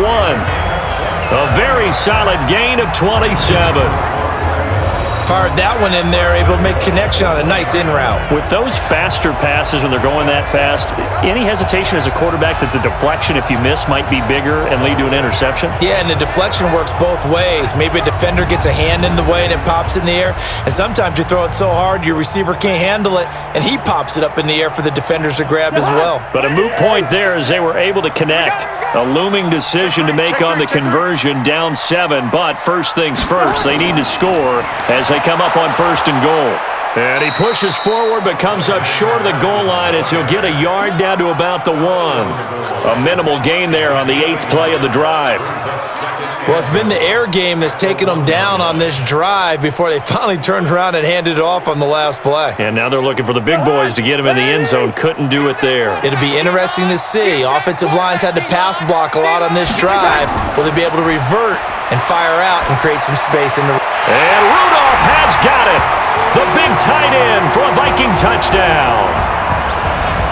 A 1-yard touchdown pass as they can now tie the game with the extra point here in the final 2 minutes. And that touchdown ends a streak, for lack of a better word, of 3 field goals that they put on the board previously. They finally cracked the code. Yeah, they've been down there. They've been in enemy territory, as you said. They just hadn't been able to punch it in until that point. Still an important piece of business to take care of, the extra point. And we are tied here in the 4th quarter.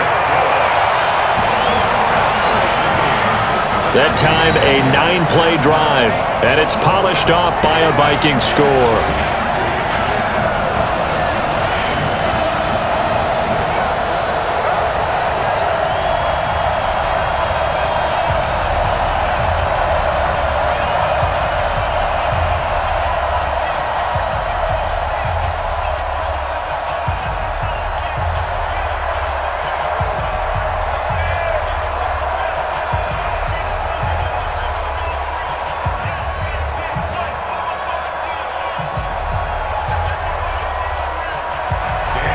So here comes the kickoff now, all even here in this 4th quarter.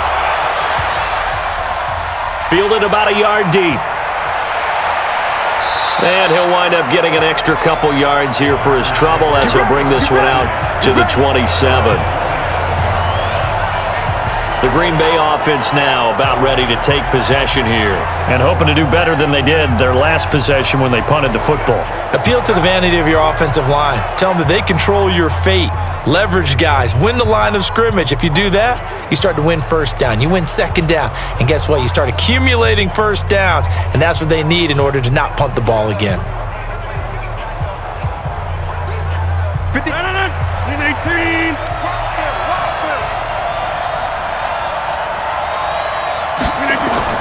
Rodgers to throw.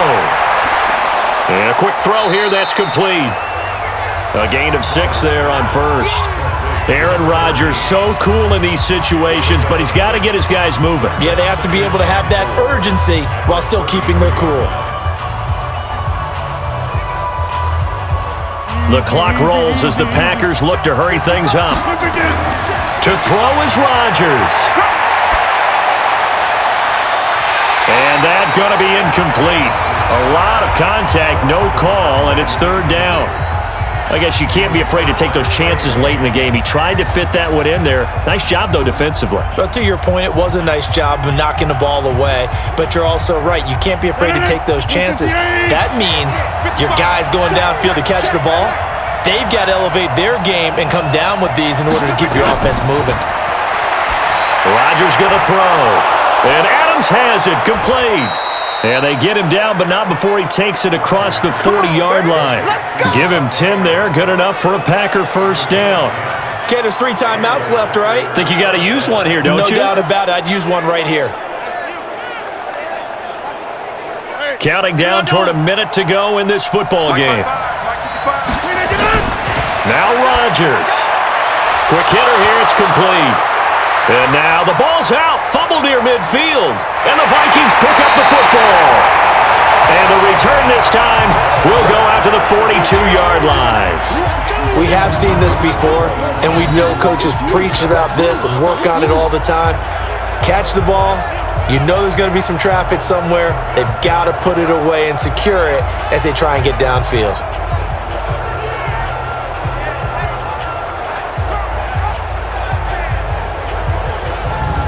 Now the Minnesota offense set to take over again. They're on the outskirts of field goal range here in a tie game with a little time. So how do you handle this? What do you do here, Charles? Everybody wants to pick up as much yardage as possible, but the weird part is for field goal kickers, being in really close sometimes puts more pressure on them because it's much more of a position kick as opposed to just going ahead and letting it out and letting it thump. A lot of guys like a little bit of distance because you know they can handle it, and it's a more natural swing of the leg. So maybe getting inside the 20, not that big of a deal. Not that huge of a deal. Sometimes that messes you up with the angles depending on which hash mark you're kicking from. That's going to wind up a loss of a full 3 yards on first down. Partner, you've got about 20 coaches on your payroll, but there's 60,000 of them in the stands. I don't think any of them like that play. And the later we go, it's starting to sound like 100,000 in here. Cousins trying to get his guys up to the line of scrimmage quickly. The Vikings going to signal for the first of their timeouts as they'll stop him with a little over 30 ticks to go in the football game.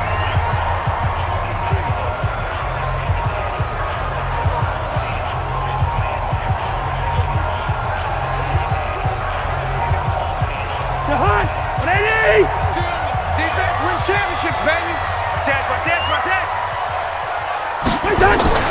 Draw play, Cousins to Cook. Now the Vikings will use the second of their timeouts as they'll stop it with 27 seconds showing on the clock.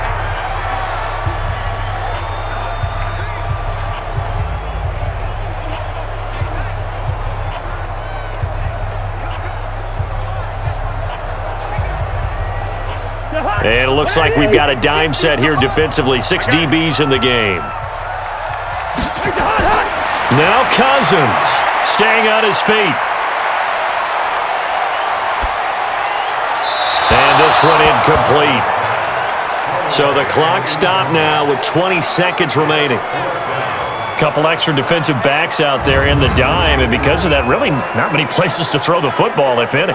And typically, what would you want to do against that dime? Run the football. You want to run the ball, but you can't do it in this situation. Not nearly enough time on the clock. You're having to really navigate against a tough defense presented against you. Here's Britton Colquitt now, as he'll come on to kick for a 6th time tonight. His first punt, 48 yards. This one looks equally as good.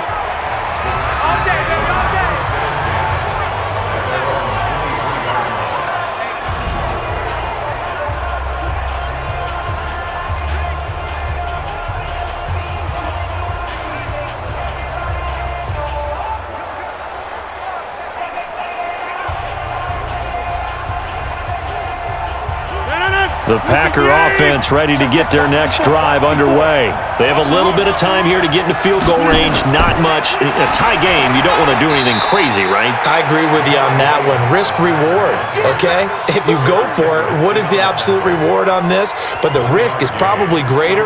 Run the clock out, get to overtime, and try and win it there. All right, we'll see if they do just that. And we've got free football. 4 quarters done, and we're dead even. We'll have overtime after this timeout. And here in overtime, if the team that receives the ball scores a touchdown, it's over. If they don't, we can still have some more football. That's exactly right. If they go down and kick a field goal, the other team gets a possession to either match it or score a touchdown to win the ball game.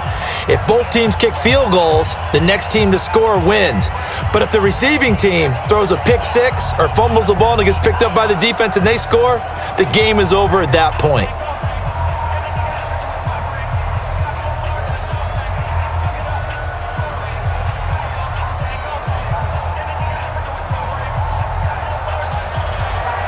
So we're right back where we started, all even as the kick's away. Fielded about a yard deep. And he'll bring it back to just about the 25. Call it the 24-yard line. Let's go. Let's go. The Packer offense now ready to get back onto the field. They're set for their first drive here in overtime, and this is where the crowd can really become a factor. They've had to battle it all day, but I know what you're saying. In overtime, that gets doubled, doesn't it? At least, because now the crowd really wants to be involved and help their team, and that first drive can dictate the whole thing because they know if this team takes it downfield and scores a touchdown, it's game over. It's been loud in here so far. Rodgers will break the huddle and bring the Pack up 1st and 10 at their own 24. They begin the drive with Williams. And the second wave of tacklers is going to get him as they stop him behind the line. That's going to go as a loss of 1 on 1st down. I know when I was a kid, I always got real excited when I saw those lateral-type runs. But the best backs that made it happen, they put a foot in the ground and just go. That didn't happen there. That play got swallowed up.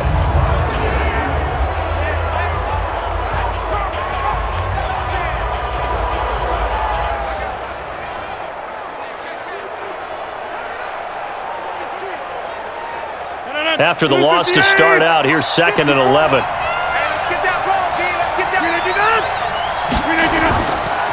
Now Jones. He gets away from 1. And not much there. Maybe a yard up to the 24. Absolutely love the effort there. The ability to flow from his inside spot and stop that one at the line of scrimmage. Nice linebacker play. In need of a 3rd and 10 conversion to keep this opening drive of OT alive. First throw of overtime for Rodgers. And it's going to be incomplete. He was able to catch it there on the right sideline, but out of bounds, says the line judge. And it's going to bring up 4th down. Well, their defense did its job. Now they're going to get the football with a chance to win it. And it feels like they ran out on the field, and right before they did, they told the offense, don't worry about this. We got you. Okay, we've got the situation under control. We'll get it back for you for a chance to win the game. And, boy, they did it well. Here's J.K. Scott now, on for a very important punt here in overtime.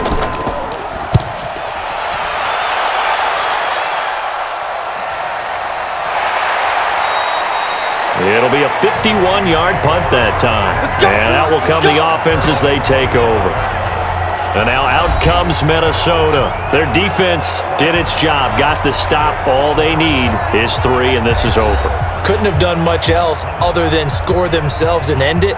But they turned it back over to them, and now all they need is a field goal to win the game.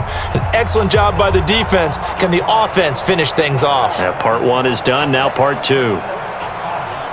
Cousins and the Vikings with a 1st and 10 at their 25-yard line. Here's Cook as they begin on the ground. And he's going to be stacked up right at the line of scrimmage. Nothing there for him. 2nd down. And as a defensive end, getting off the ball quickly, swarming to the football, making a tackle. That's what we saw right there. Yeah, and that's what their job is. And really, a lot of the time, they have to throttle back a little bit in the run game because you know those defensive ends, they're like in a sprinter stance. They're just headed straight for the quarterback. That was good recognition on that play to hold them to no gain. And not much to speak of. Call it a 1-yard gain up to the 26. Well, so many times we look at a short run and we praise the offense for trying to set the tempo and establish things, but the defensive guys, hey, they just won the battle there. It wasn't a big run given up. They don't always have to absorb the body blows. Sometimes they dish them out themselves. Watch left, watch left. Watch left. What can Cousins do in the OT? He gets this one into the hands of Dalvin Cook, and he'll get nothing out of that one. Certainly not what they wanted there. No gain, and it's 4th down. Well, the stats that matter on this play don't help a team very much unless, of course, you're playing defense. If you're getting points per reception, you got a reception, but no yardage. Great job by the defense, though. They read through that one. They read through it, gave up no yardage, and people got credit for tackles. Pretty good deal. Here's Britton Colquitt now as he's on to punt for Minnesota.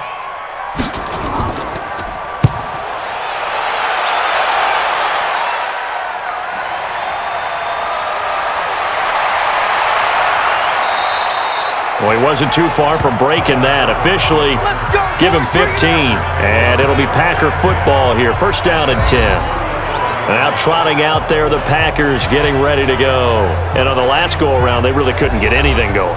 They had to punt from deep inside their own territory, which means you're going to lose the field position battle as a general rule. What they're looking for now is a little more consistency, move the ball at least a few times on offense, get a couple of first downs, and hopefully flip the field. Yeah, just something to build off of. That's what they're looking for here. Line of scrimmage, the 37 on 1st and 10. They'll start the drive with a carry by Jones. And they will only muster a yard here to the 38. Just a yard on the first down carry, so it's 2nd and 9. Sometimes you're aligned perfectly and the play comes to you, and sometimes you got to cover some ground to go make the play, as we just saw there. We saw a great example of perseverance right there on that play. Got to be careful. They might want to throw one over his head as this game progresses. On 2nd and 9, Rodgers. He was looking for his running back, Jamal Williams, and it's 3rd down. You got to remember, because now that we're in overtime, mistakes get magnified. So you got to walk that line between being aggressive and being careful, because that was a dangerous throw right there. You obviously could not have an interception in this spot. And nearly was an interception. He's lucky to get that one back. Throwing is Rodgers on 3rd down. He's got to hook up to Lazard. And he will get him down a couple yards shy of the first down marker. A nice tackle coming up from his free safety spot. A short game that doesn't get him the first down brings up a 4th down situation. Really nice job defensively. They knew where the sticks were. They got the stop before it.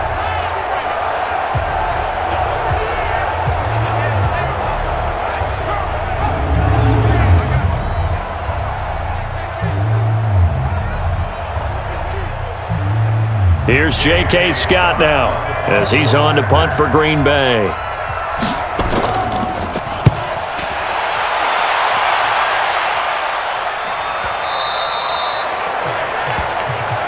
We got this. Now the Vikings offense gets set to take over here. Neither team scored yet. Now we go to sudden death. Next points win this game. How about the tension right now? It is ratcheted up, isn't it? I mean, now whatever happens, points are scored, that's your ball game. Can't wait to see the defense now. Do they get a little more aggressive in order to not let the team just drive the ball easily down the field on them? Got to be careful, though, right? Yeah, if you're too aggressive, you just give up something easy and cheap. But some defensive coordinators, they'd rather take a stand that way as opposed to being nickeled and dimed down the field. Going deep for... Oh, and it's intercepted! Picked off by Jair Alexander. And they take over. They'll set up shop at the 46-yard line. So we will see yet another drive in this overtime. For whatever reason, neither team able to finish this game off. I know that the first thought is, does anyone really want to win it? But I think that they both desperately want to win it, and sometimes you force things, and that leads to errors. Well, it's out there for the taking. We'll see who can do it. And now the Packers get set to go. And they're coming off a 3-and-out, my friend. I think they've got to look at that play sheet and go to a spot that they haven't gone before. Time to shake things up a little bit to try and get this offense moving. Okay, so how do you do that? How do you shake things up? You look at what you've called before, realize it hasn't worked so well. Go to something else. And maybe you try and find one of those special plays from one of your better players, and maybe try and hit something big and get things going in the excitement area. So after the INT, it's Rodgers. Over the middle, that's caught by Adams. And he's going to get this inside the 30. 17 yards on the play there as the Packers have the first down as well. When you're trying to win a game in overtime, I don't know that there's too many more in the history of the game you want under center than Aaron Rodgers. Well, I think a lot of it's because he can beat you so many different ways. All right, he can beat you with the big shot downfield. Heck, if you need a Hail Mary, no one throws it better than Aaron Rodgers. But just when you think you've got him corralled in, when you've got pressure on him, he uses his legs to escape and create another big play, whether he's running it or extending it so a receiver gets open. I think he embraces overtime, and he embraces the spotlight that comes with it. And he went nowhere. He'll lose yardage back to the 29. Now that was well defended, and as a cornerback, what you're taught when you see a wide receiver screen, either you get underneath the play before the blocking forms, or you're going to have to fight your way through it by getting through some blocking. That was a really nice play there.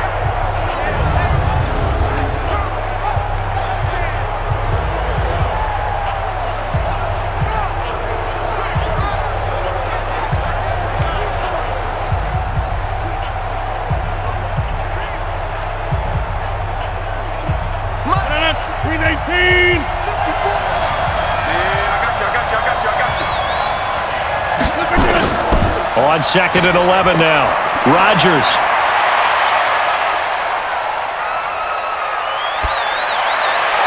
And his throw here is incomplete. Jimmy Graham, the intended receiver. And it's 3rd down. All right, that one fell incomplete there, but the best quarterbacks, they'll miss on 40% of their throws, somewhere in that neighborhood, similar to a great hitter in baseball who's going to fail 7 out of 10 times and still have a great year. In this case, you want perfection, but way better that it hits the ground instead of going to an opposite color jersey. And he will lose yardage here to the 31-yard line. Losing 2 yards that time, and now it's 4th down. No surprise they decided to throw on 3rd down. A little bit of a surprise that they completed the pass and lost yardage on the play.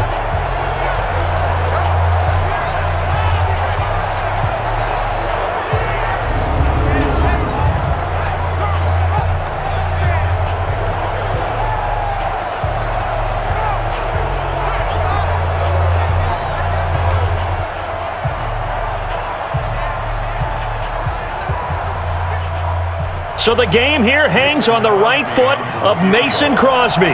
This to win it in overtime. Another timeout called by the Vikings now. They'll be down to just 1 remaining as we step aside here in overtime.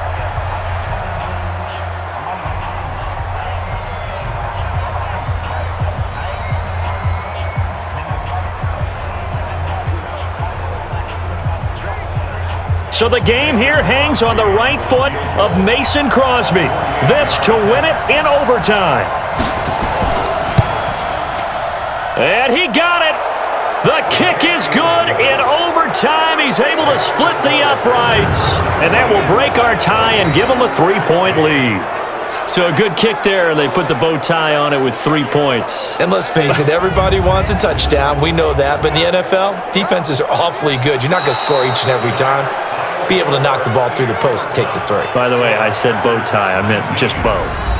Not the tie, but yeah. Either way. You got it. I just went right past it. We were just treated to an absolute dandy in this one. A great finish in overtime with a long field goal. Everybody, including us, on the edge of their seats. Quite a game.